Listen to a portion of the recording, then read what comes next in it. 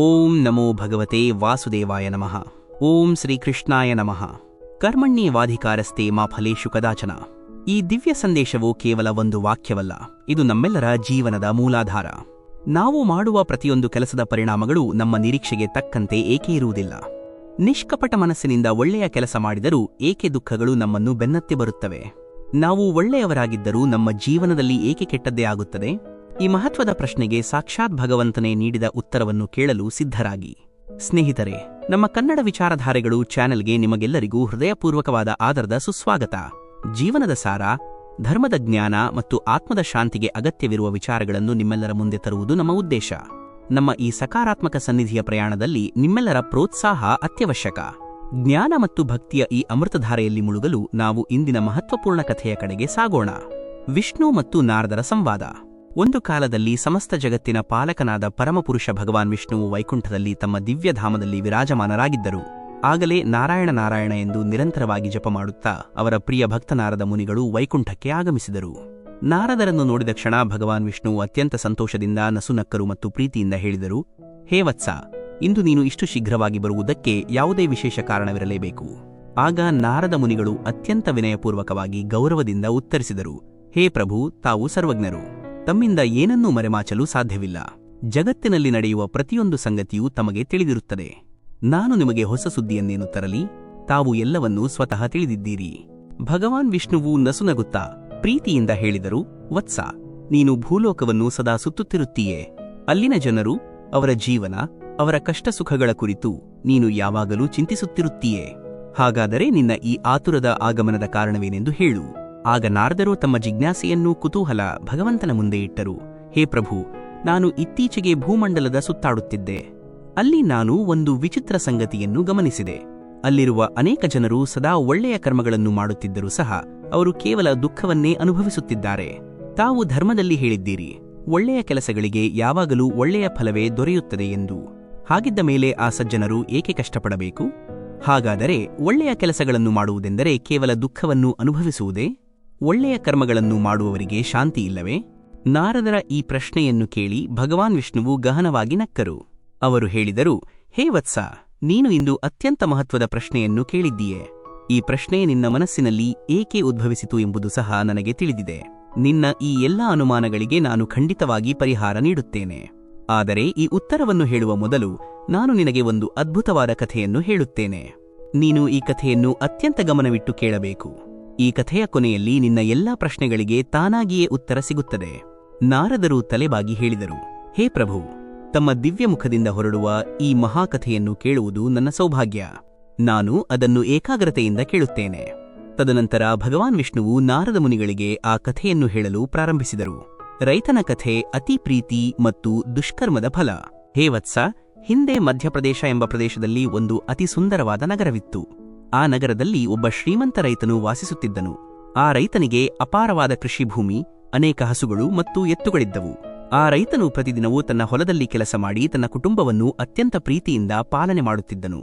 ಆತನ ಮನೆಯಲ್ಲಿ ಸಂಪತ್ತು, ಆಹಾರ, ಧಾನ್ಯ ಯಾವುದಕ್ಕೂ ಕೊರತೆ ಇರಲಿಲ್ಲ. ಆ ರೈತನಿಗೆ 3 ಜನ ಮಕ್ಕಳಿದ್ದರು. ಅವನು ತನ್ನ ಮಕ್ಕಳನ್ನು ಅತಿಯಾಗಿ ಪ್ರೀತಿಸುತ್ತಿದ್ದನು. ತನ್ನ ಮಕ್ಕಳ ಭವಿಷ್ಯತ್ತಿಗಾಗಿ ಆ ರೈತನು ಸಾಕಷ್ಟು ಹಣ ಮತ್ತು ಆಸ್ತಿಯನ್ನು ಕೂಡಿಟ್ಟಿದ್ದನು. ತನ್ನ ಮಕ್ಕಳಿಗೆ ಜೀವನದಲ್ಲಿ ಎಂದಿಗೂ ದುಃಖವಾಗಬಾರದು ಎಂಬುದು ಆತನ ಏಕೈಕ ಆಸೆಯಾಗಿತ್ತು. ಆತನು ಯಾವಾಗಲೂ ತನ್ನ ಮಕ್ಕಳ ಬಗ್ಗೆ ಚಿಂತಿಸುತ್ತಿದ್ದನು ಮತ್ತು ಅವರಿಗೆ ಏನು ಬೇಕೋ ಅದನ್ನು ತಕ್ಷಣವೇ ತಂದುಕೊಡುತ್ತಿದ್ದನು. ಅವರಿಗೆ ಉತ್ತಮ ಶಿಕ್ಷಣ ಕೊಡಿಸಿದನು ಮತ್ತು ಅವರು ಯುವಕರಾದ ನಂತರ 3 ವಿವಾಹವನ್ನು ವಿಜೃಂಭಣೆಯಿಂದ ನೆರವೇರಿಸಿದನು. ಆದರೆ ಇಲ್ಲಿಯೇ ಆ ರೈತನು ಒಂದು ದೊಡ್ಡ ತಪ್ಪನ್ನು ಮಾಡಿದನು.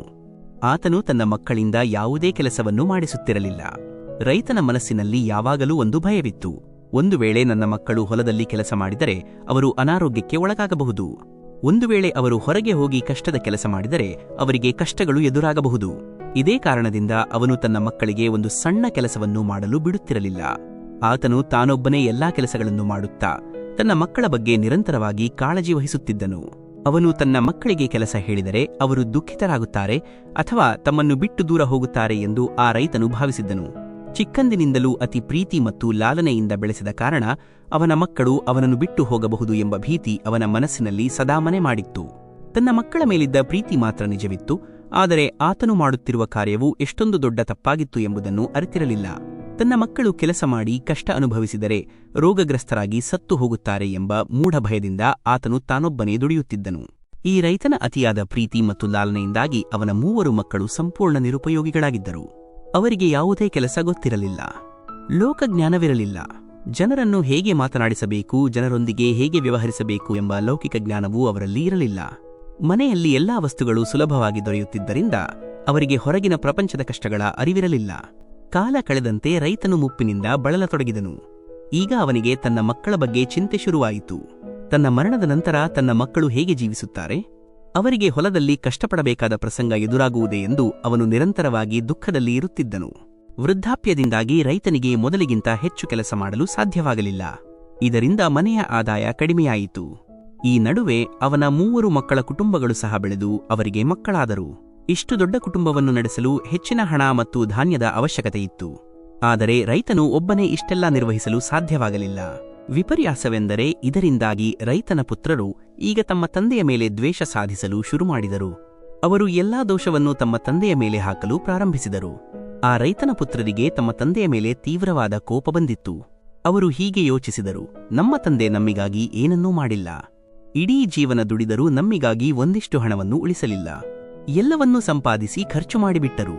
ಒಂದು ವೇಳೆ ಅವರು ಬಹಳಷ್ಟು ಹಣವನ್ನು ಕೂಡಿಟ್ಟಿದ್ದರೆ ನಾವು ಜೀವನ ಪರ್ಯಂತ ಕುಳಿತು ಆರಾಮವಾಗಿ ತಿನ್ನಬಹುದಿತ್ತು. ಆದರೆ ನಮ್ಮ ತಂದೆ ನಮ್ಮಿಗಾಗಿ ಏನನ್ನೂ ಮಾಡಲಿಲ್ಲ ಎಂದು ಅವರು ನಿರಂತರವಾಗಿ ಜರೆದರು. ಭಗವಾನ್ ವಿಷ್ಣುವು ನಾರದರಿಗೆ ಹೇಳಿದರು, ನಾರದ, ನೋಡು, ಆ ರೈತನು ಚಿಕ್ಕಂದಿನಿಂದಲೇ ತನ್ನ ಮಕ್ಕಳನ್ನು ಅತ್ಯಂತ ಚೆನ್ನಾಗಿ ನೋಡಿಕೊಂಡಿದ್ದನು. ಅವರ ಪ್ರತಿಯೊಂದು ಬೇಡಿಕೆಯನ್ನು ಪೂರೈಸಿದ್ದನು. ಅವರಿಗೆ ಬೇಕಾದುದನ್ನು ಕೊಟ್ಟಿದ್ದನು. ಅವನು ಎಂದಿಗೂ ಅವರಿಗೆ ಕಷ್ಟವಾಗಲು ಬಿಡಲಿಲ್ಲ. ಆತನು ತನ್ನ ಮಕ್ಕಳಿಗಾಗಿ ಒಳ್ಳೆಯದನ್ನೇ ಮಾಡಲು ಪ್ರಯತ್ನಿಸಿದನು. ಅವರಿಗೆ ಕೆಟ್ಟದ್ದನ್ನು ಮಾಡುವ ಯೋಚನೆಯೂ ಅವನ ಮನಸ್ಸಿನಲ್ಲಿ ಇರಲಿಲ್ಲ. ಆದರೂ ಸಹ ರೈತನ ಮಕ್ಕಳು ಅವನನ್ನು ನಿಂದಿಸಿದರು. ಎಲ್ಲಾ ದೋಷವನ್ನು ಅವನ ಮೇಲೆಯೇ ಹೊರಿಸಿದರು. ಈಗ ನೀನು ಹೇಳು ನಾರದ, ಈ ವಿಚಾರದಲ್ಲಿ ಆ ರೈತನ ತಪ್ಪಿದೆಯೇ ಅಥವಾ ಅವನ ಮಕ್ಕಳ ತಪ್ಪಿದೆಯೇ? ನಾರದ ಮುನಿಗಳು ಆಶ್ಚರ್ಯಚಕಿತರಾದರು. ಆಳವಾಗಿ ಯೋಚಿಸಿ ಹೇಳಿದರು, ಹೇ ಪ್ರಭು, ಇದು ಖಂಡಿತವಾಗಿಯೂ ಆ ರೈತನ ಮಕ್ಕಳ ತಪ್ಪೇ ಆಗಿದೆ. ಅವರ ತಂದೆ ಅವರಿಗಾಗಿ ತಮ್ಮ ಇಡೀ ಜೀವನವನ್ನೇ ತ್ಯಾಗ ಮಾಡಿದರು. ಅವರಿಗೆ ಬೇಕಾದ ಎಲ್ಲವನ್ನೂ ಒದಗಿಸಿದರು. ಆದರೂ ತಮ್ಮ ತಂದೆಗೆ ಧನ್ಯವಾದ ಹೇಳುವ ಬದಲು ಅವರು ದೋಷಾರೋಪಣೆ ಮಾಡುತ್ತಿದ್ದಾರೆ. ಆಗ ಭಗವಾನ್ ವಿಷ್ಣುವು ನಿರ್ಧಾರದ ಧ್ವನಿಯಲ್ಲಿ ಹೇಳಿದರು, ಇಲ್ಲ ನಾರದ, ಇದರಲ್ಲಿ ಆ ರೈತನ ಮಕ್ಕಳ ಯಾವುದೇ ತಪ್ಪಿಲ್ಲ. ನಾರದರು ಮತ್ತಷ್ಟು ಆಶ್ಚರ್ಯದಿಂದ ಕೇಳಿದರು, ಅದು ಹೇಗೆ ಪ್ರಭು? ಭಗವಾನ್ ವಿಷ್ಣು ವಿವರಿಸಿದರು, ಹೇ ನಾರದ, ಈಗ ನೀನು ಗಮನವಿಟ್ಟು ಕೇಳು. ಎಲ್ಲಾ ಪಕ್ಷಿಗಳು ತಮ್ಮ ಮೊಟ್ಟೆಗಳನ್ನು ಸುರಕ್ಷಿತವಾದ ಗೂಡಿನಲ್ಲಿ ಇಡುತ್ತವೆ. ಮೊಟ್ಟೆಗಳಿಂದ ಮರಿಗಳು ಹೊರಬಂದಾಗ ತಂದೆ ತಾಯಿ ಪಕ್ಷಿಗಳು ಆ ಚಿಕ್ಕ ಮರಿಗಳಿಗೆ ಆಹಾರವನ್ನು ತಂದುಕೊಡುತ್ತವೆ. ಪಕ್ಷಿಯು ಬಹಳಷ್ಟು ಕಷ್ಟಪಟ್ಟು ಅಲ್ಲಿ ಇಲ್ಲಿ ಅಲೆದಾಡಿ ತನ್ನ ಕೊಕ್ಕಿನಲ್ಲಿ ಆಹಾರ ತುಂಬಿಕೊಂಡು ಬಂದು ಗೂಡಿನಲ್ಲಿರುವ ಮರಿಗಳ ಬಾಯಿಗೆ ಹಾಕುತ್ತದೆ. ಆದರೆ ಕೆಲವು ದಿನಗಳ ನಂತರ ಆ ಮರಿಗಳು ದೊಡ್ಡದಾಗುತ್ತವೆ. ಅವುಗಳಿಗೆ ರೆಕ್ಕೆಗಳು ಬರುತ್ತವೆ ಮತ್ತು ಅವು ಹಾರಲು ಪ್ರಯತ್ನಿಸುತ್ತವೆ. ಕ್ರಮೇಣ ಅವು ಆ ಗೂಡನ್ನು ಬಿಟ್ಟು ಹಾರಿಹೋಗುತ್ತವೆ. ಆಗ ತಂದೆ ತಾಯಿ ಪಕ್ಷಿಗಳು ಆ ಮರಿಗಳಿಗೆ ಆಹಾರವನ್ನು ಹೇಗೆ ಹುಡುಕಬೇಕು ಎಂದು ಕಲಿಸುತ್ತವೆ. ಒಮ್ಮೆ ಆ ಮರಿಗಳು ತಾವಾಗಿಯೇ ಆಹಾರ ಹುಡುಕಿ ತಿನ್ನಲು ಕಲಿತರೆ ಆ ಪಕ್ಷಿ ತದನಂತರ ಎಂದಿಗೂ ಆ ಮರಿಗಳಿಗೆ ಆಹಾರ ತರುವುದಿಲ್ಲ. ಹೇ ನಾರದ, ಅದೇ ರೀತಿ ಆ ರೈತನು ತನ್ನ ಮಕ್ಕಳನ್ನು ಪೋಷಣೆ ಮಾಡಿ ಒಳ್ಳೆಯದನ್ನು ಮಾಡಿದನು ನಿಜ. ಆದರೆ ಅವನು ತನ್ನ ಮಕ್ಕಳನ್ನು ಪಾರ್ಶ್ವವಾಯು ಪೀಡಿತರಂತೆ ಅಸಮರ್ಥರನ್ನಾಗಿ ಮಾಡಿದನು. ಮಗುವಿಗೆ 5 ವರ್ಷಗಳವರೆಗೆ ಲಾಲನೆ ಪಾಲನೆ ನೀಡಬೇಕು. 10 ವರ್ಷಗಳವರೆಗೆ ಸೂಕ್ತ ತರಬೇತಿ ಅಥವಾ ತಡೆ ನೀಡಿ ತಿದ್ದಬೇಕು, ತಾಡನ ಮಾಡಬೇಕು ಮತ್ತು 10 ವರ್ಷಗಳ ನಂತರ ಅವರೊಂದಿಗೆ ಸ್ನೇಹಿತರಂತೆ ವರ್ತಿಸಬೇಕು. ಯೌವನಕ್ಕೆ ಬಂದ ನಂತರ ಅವರನ್ನು ಕೆಲಸದಲ್ಲಿ ತೊಡಗಿಸಬೇಕು. ಆದರೆ ಆ ರೈತನು ತನ್ನ ಮಕ್ಕಳನ್ನು ಸೋಮಾರಿಗಳನ್ನಾಗಿ, ನಿರುಪಯೋಗಿಗಳನ್ನಾಗಿ ಮಾಡಿದನು. ಒಳ್ಳೆಯದನ್ನು ಮಾಡಬೇಕು ಎಂದುಕೊಂಡು ಆತನು ಅವರ ಜೀವನವನ್ನೇ ಹಾಳು ಮಾಡಿದನು. ಆದ್ದರಿಂದ ಈ ದೋಷವು ಸಂಪೂರ್ಣವಾಗಿ ಆ ರೈತನಿಗೆ ಸಲ್ಲುತ್ತದೆ. ಭಗವಾನ್ ವಿಷ್ಣುವು ಮುಂದುವರಿಸಿ ಹೇಳಿದರು, ಹೇ ನಾರದ, ಒಳ್ಳೆಯ ಕೆಲಸಗಳನ್ನು ಮಾಡುವುದು ಶ್ರೇಷ್ಠ ವಿಷಯವೇ. ಆದರೆ ಯಾರು ಕುರುಡನಾಗಿಲ್ಲವೋ ಅವನಿಗೆ ಆಸರೆಯಾಗುವ ಅಗತ್ಯವೇನಿದೆ? ಯಾರು ಕುಂಟನಾಗಿಲ್ಲವೋ ಅವನನ್ನು ಬೆನ್ನ ಮೇಲೆ ಹೊತ್ತುಕೊಂಡು ಹೋಗುವ ಅವಶ್ಯಕತೆ ಇಲ್ಲ. ನೀರಲ್ಲಿ ತಾನೇ ಈಜಬಲ್ಲವನಿಗೆ ದೋಣಿಯಲ್ಲಿ ಕುಳ್ಳಿರಿಸುವ ಅಗತ್ಯವೇನು? ತಾನೇ ತನ್ನ ಕೈಯಿಂದ ಊಟ ಮಾಡಬಲ್ಲವನಿಗೆ ತುತ್ತು ತಿನ್ನಿಸುವ ಅಗತ್ಯವಿಲ್ಲ. ಮೊದಲೇ ಬಲಿಷ್ಠನಾದವನಿಗೆ ರಕ್ಷಣೆ ನೀಡುವ ಔಚಿತ್ಯ ಇಲ್ಲ. ಆದರೆ ಈ ಮೂಢಬುದ್ಧಿಯ ಮನುಷ್ಯನು ನಿರಂತರವಾಗಿ ಈ ತಪ್ಪನ್ನೇ ಮಾಡುತ್ತಾನೆ. ತನ್ನದೇ ಮೂರ್ಖತನದ ಕೆಲಸವನ್ನು ಒಳ್ಳೆಯ ಕೆಲಸವೆಂದು ಭಾವಿಸುತ್ತಾನೆ. ಶ್ರೀಮಂತನಿಗೆ ಹಣದ ದಾನ ಮಾಡುವುದು ಒಳ್ಳೆಯ ಕರ್ಮವಲ್ಲ. ಒಳ್ಳೆಯ ಕರ್ಮ ಎಂದರೆ ಎಲ್ಲಿ ಅದರ ನಿಜವಾದ ಅಗತ್ಯವಿದೆಯೋ ಅಲ್ಲಿ ಸಹಾಯ ಮಾಡುವುದು.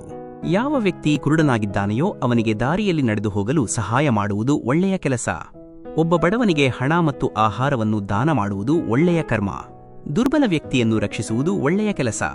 ಆದರೆ ಭೂಲೋಕದಲ್ಲಿ ಮನುಷ್ಯರು ಯಾರು ಸಹಾಯದ ಅಗತ್ಯವಿಲ್ಲವೋ ಅಂತಹವರಿಗೂ ಸಹಾಯ ಮಾಡುತ್ತಾರೆ ಮತ್ತು ತಾನು ಒಳ್ಳೆಯ ಕೆಲಸ ಮಾಡಿದೆ ಎಂದು ಭಾವಿಸಿ ಸಂತೋಷಪಡುತ್ತಾರೆ. ಇದೇ ಕಾರಣದಿಂದ ಅವರು ಸದಾ ದುಃಖಿಗಳಾಗಿರುತ್ತಾರೆ. ಒಂದು ವೇಳೆ ಆ ರೈತನು ತನ್ನ ಮಕ್ಕಳಿಗೆ ಚಿಕ್ಕಂದಿನಿಂದಲೇ ಹೊಲದಲ್ಲಿ ಕೆಲಸ ಮಾಡಲು ಕಲಿಸಿದ್ದರೆ ಇಂದು ಆತನ ಎಲ್ಲಾ ಪುತ್ರರು ಹೊಲದಲ್ಲಿ ಕೆಲಸ ಮಾಡಿ ತಮ್ಮ ಕುಟುಂಬವನ್ನು ನೋಡಿಕೊಳ್ಳುತ್ತಿದ್ದರು. ಆದರೆ ಆ ರೈತನು ಹಾಗೆ ಮಾಡಲಿಲ್ಲ. ಅವನು ಹೀಗೆ ಭಾವಿಸಿದ್ದನು, ಒಂದು ವೇಳೆ ನಾನು ನನ್ನ ಮಕ್ಕಳಿಗೆ ಯಾವುದೇ ಕಷ್ಟ ನೀಡದೆ ಕೆಲಸ ಮಾಡದಂತೆ ನೋಡಿಕೊಂಡರೆ ಮುಪ್ಪಿನಲ್ಲಿ ನನ್ನ ಮಕ್ಕಳು ನನ್ನನ್ನು ಮಹಾನ್ ತಂದೆ ಎಂದು ಹೊಗಳುತ್ತಾರೆ. ನಮ್ಮ ತಂದೆ ನಮ್ಮನ್ನು ಪ್ರೀತಿಯಿಂದ ಬೆಳೆಸಿದ್ದಾರೆ, ನಮಗೆ ಎಂದಿಗೂ ಯಾವುದೇ ಕೊರತೆಯಾಗಲು ಬಿಟ್ಟಿಲ್ಲ ಎಂದು ನನ್ನನ್ನು ಹೊಗಳುತ್ತಾರೆ ಎಂದು ಬಯಸಿದ್ದನು. ಯಾವ ಮನುಷ್ಯನು ಇತರರಿಂದ ಪ್ರಶಂಸೆ ಪಡೆಯಲು ಒಳ್ಳೆಯ ಕೆಲಸ ಮಾಡುತ್ತಾನೆಯೋ ಆ ಒಳ್ಳೆಯ ಕೆಲಸದ ಯಾವುದೇ ಫಲ ಆತನಿಗೆ ದೊರೆಯುವುದಿಲ್ಲ. ಒಳ್ಳೆಯ ಕೆಲಸವನ್ನು ಕೇವಲ ನಿಸ್ವಾರ್ಥ ಭಾವನೆಯಿಂದ ಮಾಡಬೇಕು, ಬದಲಿಗೆ ಏನನ್ನೂ ಪಡೆಯುವ ನಿರೀಕ್ಷೆಯನ್ನು ಇಟ್ಟುಕೊಳ್ಳಬಾರದು. ಹೇ ನಾರದ, ದೇಹವನ್ನು ಧರಿಸಿರುವ ಮನುಷ್ಯರಿಗೆ ಪುರುಷಾರ್ಥವೇ ಪ್ರಯತ್ನ, ಶ್ರಮ ನಿಜವಾದ ಕರ್ಮ. ಮನುಷ್ಯನು ಖಂಡಿತವಾಗಿಯೂ ಶ್ರಮ ವಹಿಸಬೇಕು. ವ್ರತ, ಉಪವಾಸಗಳಿಗೂ ಒಂದು ಸಮಯದ ಮಿತಿಯಿರುತ್ತದೆ. ಎಷ್ಟು ಸಮಯದ ವ್ರತವಿರುತ್ತದೆಯೋ ಅಷ್ಟೇ ಸಮಯ ವ್ರತವನ್ನು ಮಾಡಬೇಕು. ಆಗ ಮಾತ್ರ ವ್ರತದ ಫಲ ದೊರೆಯುತ್ತದೆ. ವ್ರತದ ಸಮಯ ಮುಗಿದ ನಂತರ ವ್ರತ ಮಾಡಿದರೆ ಯಾವುದೇ ಪ್ರಯೋಜನವಿಲ್ಲ.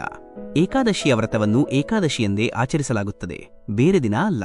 ಅದೇ ರೀತಿಯಲ್ಲಿ ಒಳ್ಳೆಯ ಕೆಲಸಗಳನ್ನು ಮಾಡುವುದಕ್ಕೂ ಒಂದು ಕಾಲಮಿತಿ ನಿರ್ಧರಿತವಾಗಿರುತ್ತದೆ. ಉದಾಹರಣೆಗೆ, ಹಸಿದವನಿಗೆ ಅವನ ಹೊಟ್ಟೆ ತುಂಬುವವರೆಗೆ ಮಾತ್ರ ಊಟವನ್ನು ಬಡಿಸಬಹುದು. ಆದರೆ ಅವನ ಹೊಟ್ಟೆ ತುಂಬಿದ ನಂತರವೂ ಊಟ ಕೊಟ್ಟರೆ ಅದು ವ್ಯರ್ಥವಾಗುತ್ತದೆ. ಆದ್ದರಿಂದ ಯಾರಿಗೆ ಎಷ್ಟು ಸಹಾಯದ ಅವಶ್ಯಕತೆ ಇರುತ್ತದೆಯೋ ಅಷ್ಟೇ ಸಹಾಯವನ್ನು ಮಾಡಬೇಕು. ಅದೇ ನಿಜವಾದ ಒಳ್ಳೆಯ ಕರ್ಮ. ಬಾಯಾರಿದವನಿಗೆ ಬಾಯಾರಿಕೆ ಇಂಗುವವರೆಗೆ ಮಾತ್ರ ನೀರು ಕುಡಿಸಬೇಕು. ಬಾಯಾರಿಕೆ ತೀರಿದ ಮೇಲೆ ನೀರು ಕುಡಿಸಲು ಸಾಧ್ಯವಿಲ್ಲ. ಅದೇ ರೀತಿ ಯಾರಿಗೆ ಎಷ್ಟು ಸಹಾಯದ ಅಗತ್ಯವಿದೆಯೋ ಅಷ್ಟೇ ಸಹಾಯವನ್ನು ಮಾಡಬೇಕು. ಅದಕ್ಕಿಂತ ಹೆಚ್ಚು ಮಾಡಿದರೆ ಅದು ವ್ಯರ್ಥವಾಗುತ್ತದೆ. ಯಾರಿಗೆ ಸಹಾಯದ ಅಗತ್ಯವಿಲ್ಲವೋ ಅಂತಹ ವ್ಯಕ್ತಿಗೆ ಯಾರಾದರೂ ಸಹಾಯ ಮಾಡಿದರೆ ಅದರಲ್ಲಿ ಆ ಮನುಷ್ಯನ ಸ್ವಾರ್ಥ ಅಡಗಿರುತ್ತದೆ. ಜನರು ಇತರರಿಗೆ ಅತಿಯಾಗಿ ಸಹಾಯ ಮಾಡುತ್ತಾರೆ, ಅವರಿಗೆ ಅವಶ್ಯಕತೆ ಇಲ್ಲದಿದ್ದರೂ ಸಹಾಯ ಮಾಡುತ್ತಾರೆ.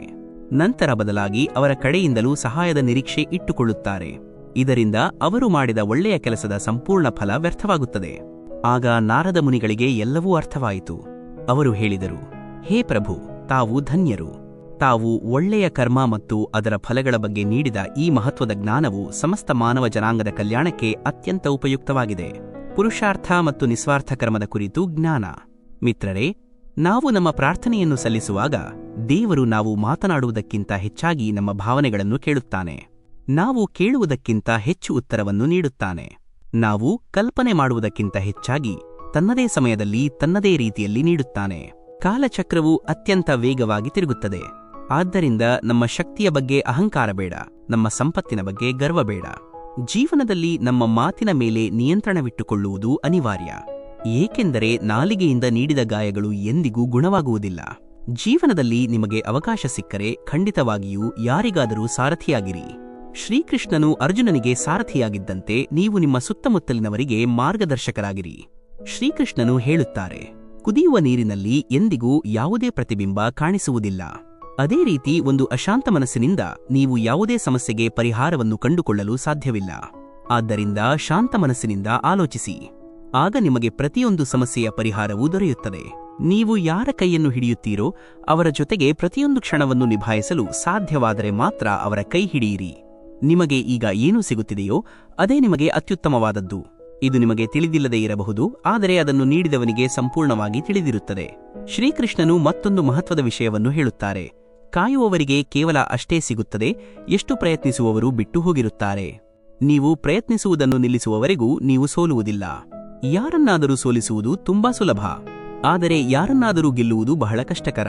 ಉದಾಹರಣೆಗೆ, ನೀರನ್ನು ಹಾಲಿಗೆ ಬೆರೆಸಿದರೆ ಅದು ಹಾಲಿನಂತೆಯೇ ಆಗುತ್ತದೆ. ಅದೇ ನೀರನ್ನು ಕೆಸರಿಗೆ ಬೆರೆಸಿದರೆ ಅದು ಕೆಸರಾಗಿ ಬಿಡುತ್ತದೆ.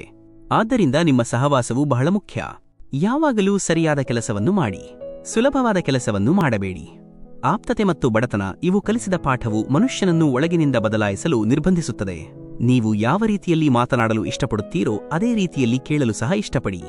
ದೇವರನ್ನು ನಿಮ್ಮ ಅತ್ಯಂತ ಆಪ್ತ ಸ್ನೇಹಿತನನ್ನಾಗಿ ಮಾಡಿಕೊಳ್ಳಿ, ಏಕೆಂದರೆ ಪರಮಾತ್ಮನು ಮಾತ್ರ ಇಡೀ ಜಗತ್ತು ನಮ್ಮನ್ನು ಬಿಟ್ಟು ಹೋದಾಗಲೂ ನಮ್ಮೊಂದಿಗೆ ಇರುತ್ತಾನೆ. ಯಾರು ನಿಮ್ಮನ್ನು ಉತ್ತಮಗೊಳಿಸಲು ಪ್ರೇರೇಪಿಸುತ್ತಾರೋ, ಯಾರು ನಿಮ್ಮ ಜವಾಬ್ದಾರಿಯನ್ನು ತಮ್ಮದೇ ಎಂದು ಭಾವಿಸಿ ನಿಮ್ಮ ಬಗ್ಗೆ ಕಾಳಜಿ ವಹಿಸುತ್ತಾರೋ, ಯಾರು ನಿಮ್ಮನ್ನು ತಮ್ಮವರು ಎಂದು ತಿಳಿದು ಮನೆಯಂತಹ ವಾತಾವರಣವನ್ನು ಸೃಷ್ಟಿಸುತ್ತಾರೋ ಅಂತಹವರೊಂದಿಗೆ ಸ್ನೇಹವನ್ನು ಬೆಳೆಸಿರಿ. ಇದಕ್ಕೆ ಶ್ರೀಮಂತಿಕೆ ಅಥವಾ ಬಡತನಕ್ಕೂ ಯಾವುದೇ ಸಂಬಂಧವಿಲ್ಲ. ಅಳುವವರು ಅರಮನೆಗಳಲ್ಲಿಯೂ ಅಳುತ್ತಾರೆ. ಅದೃಷ್ಟದಲ್ಲಿ ಸಂತೋಷವಿದ್ದರೆ ಗುಡಿಸಲಿನಲ್ಲಿಯೂ ನಗುವಿನ ಸದ್ದು ಕೇಳಿಸುತ್ತದೆ. ವಿಶ್ವಾಸದಲ್ಲಿ ಅಗಾಧವಾದ ಶಕ್ತಿಯಿದೆ. ಇದರಿಂದ ಹಾಳಾದ ಜಗತ್ತಿನಲ್ಲಿಯೂ ಬೆಳಕನ್ನು ತರಬಹುದು. ವಿಶ್ವಾಸವು ಕಲ್ಲನ್ನು ದೇವರನ್ನಾಗಿ ಮಾಡಬಹುದು, ಮತ್ತು ವಿಶ್ವಾಸವೇ ದೇವರು ಸೃಷ್ಟಿಸಿದ ಮನುಷ್ಯನನ್ನು ಕಲ್ಲು ಹೃದಯದವನನ್ನಾಗಿ ಮಾಡಬಹುದು. ಜಗತ್ತಿನಲ್ಲಿ ಯಾರೊಂದಿಗೂ ನಿಮ್ಮನ್ನು ಹೋಲಿಸಿಕೊಳ್ಳಬೇಡಿ.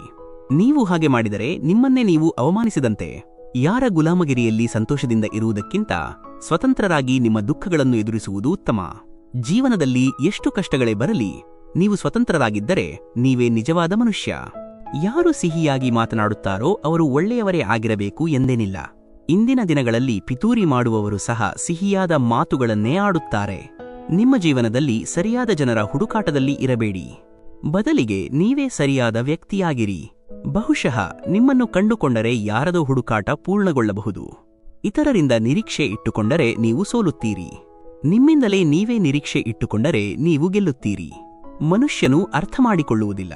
ತಾನು ಯಾವ ವಸ್ತುಗಳ ಹಿಂದೆ ಓಡುತ್ತಿದ್ದಾನೆಯೋ ಅವು ಶಾಶ್ವತವಾಗಿರುವುದಿಲ್ಲ. ಒಂದು ವೇಳೆ ಯಾವುದಾದರೂ ಶಾಶ್ವತವಾಗಿದ್ದರೆ ಅದು ಆತ್ಮ ಮತ್ತು ಮನಸ್ಸಿನ ಶಾಂತಿ ಮಾತ್ರ. ನೀವು ಒಳ್ಳೆಯದನ್ನು ಮಾಡಿದಾಗ ಅಥವಾ ಕೆಟ್ಟದ್ದನ್ನು ಮಾಡಿದಾಗ ಯಾರೂ ನೋಡುತ್ತಿಲ್ಲ ಎಂದು ಅನಿಸಬಹುದು, ಆದರೆ ದೇವರು ಯಾವಾಗಲೂ ನಿಮ್ಮನ್ನು ನೋಡುತ್ತಿರುತ್ತಾನೆ. ಉಪ್ಪಿನಿಂದ ಒಂದು ಪಾಠ ಕಲಿಯಿರಿ. ಉಪ್ಪು ಸೇರಿಸಿದಾಗ ಮಾತ್ರ ಅಡಿಗೆ ರುಚಿಯಾಗುತ್ತದೆ. ಆದರೆ ಮನುಷ್ಯನು ಸಿಹಿಯಾದ ಆಹಾರ ತಿಂದ ನಂತರವೂ ವಿಷವನ್ನು ಕಾರುತ್ತಾನೆ. ಎಲ್ಲರೂ ನಿಮ್ಮನ್ನು ಕೀಳಾಗಿ ಕಾಣದಂತೆ ನಿಮ್ಮಲ್ಲಿ ಅಷ್ಟು ಆತ್ಮಗೌರವ ಇರಲಿ. ಮನುಷ್ಯ ಹುಟ್ಟಿದಾಗ ಉಸಿರಿರುತ್ತದೆ, ಆದರೆ ಹೆಸರಿರುವುದಿಲ್ಲ. ಅವನು ಸತ್ತಾಗ ಹೆಸರಿರುತ್ತದೆ, ಆದರೆ ಉಸಿರಿರುವುದಿಲ್ಲ. ಈ ಪ್ರಯಾಣವನ್ನೇ ಜೀವನ ಎಂದು ಕರೆಯುತ್ತಾರೆ. ರಾವಣನ ಜೀವನದಿಂದ ಈ ಪಾಠವನ್ನು ಕಲಿಯಿರಿ. ಅದು ಸಹೋದರನಾಗಲಿ ಅಥವಾ ಸ್ನೇಹಿತನಾಗಲಿ, ನಿಮ್ಮ ರಹಸ್ಯಗಳನ್ನು ನಿಮ್ಮ ಬಳಿಯೇ ಇಟ್ಟುಕೊಳ್ಳಿ. ಶ್ರೀಕೃಷ್ಣನು ಅರ್ಜುನನಿಗೆ ಹೇಳಿದಂತೆ, ನೀನು ಯಾರಿಗಾಗಿ ಶೋಕಿಸುತ್ತೀಯೋ ಅವರ ಬಗ್ಗೆ ಶೋಕಿಸಬಾರದು. ನೀನು ಜ್ಞಾನದ ಮಾತುಗಳನ್ನಾಡುತ್ತಿದ್ದೀಯೆ. ಬುದ್ಧಿವಂತ ವ್ಯಕ್ತಿಯು ಬದುಕಿರುವವರಿಗಾಗಲಿ ಅಥವಾ ಮೃತರಾದವರಿಗಾಗಲಿ ಶೋಕಿಸುವುದಿಲ್ಲ. ನಿಮ್ಮ ನೋವಿಗಾಗಿ ಜಗತ್ತನ್ನು ದೂಷಿಸಬೇಡಿ. ನಿಮ್ಮ ಮನಸ್ಸಿಗೆ ನೀವೇ ಸಮಾಧಾನ ಹೇಳಿಕೊಳ್ಳಿ. ಮನಸ್ಸಿನ ಪರಿವರ್ತನೆಯೇ ದುಃಖಗಳ ಅಂತ್ಯ.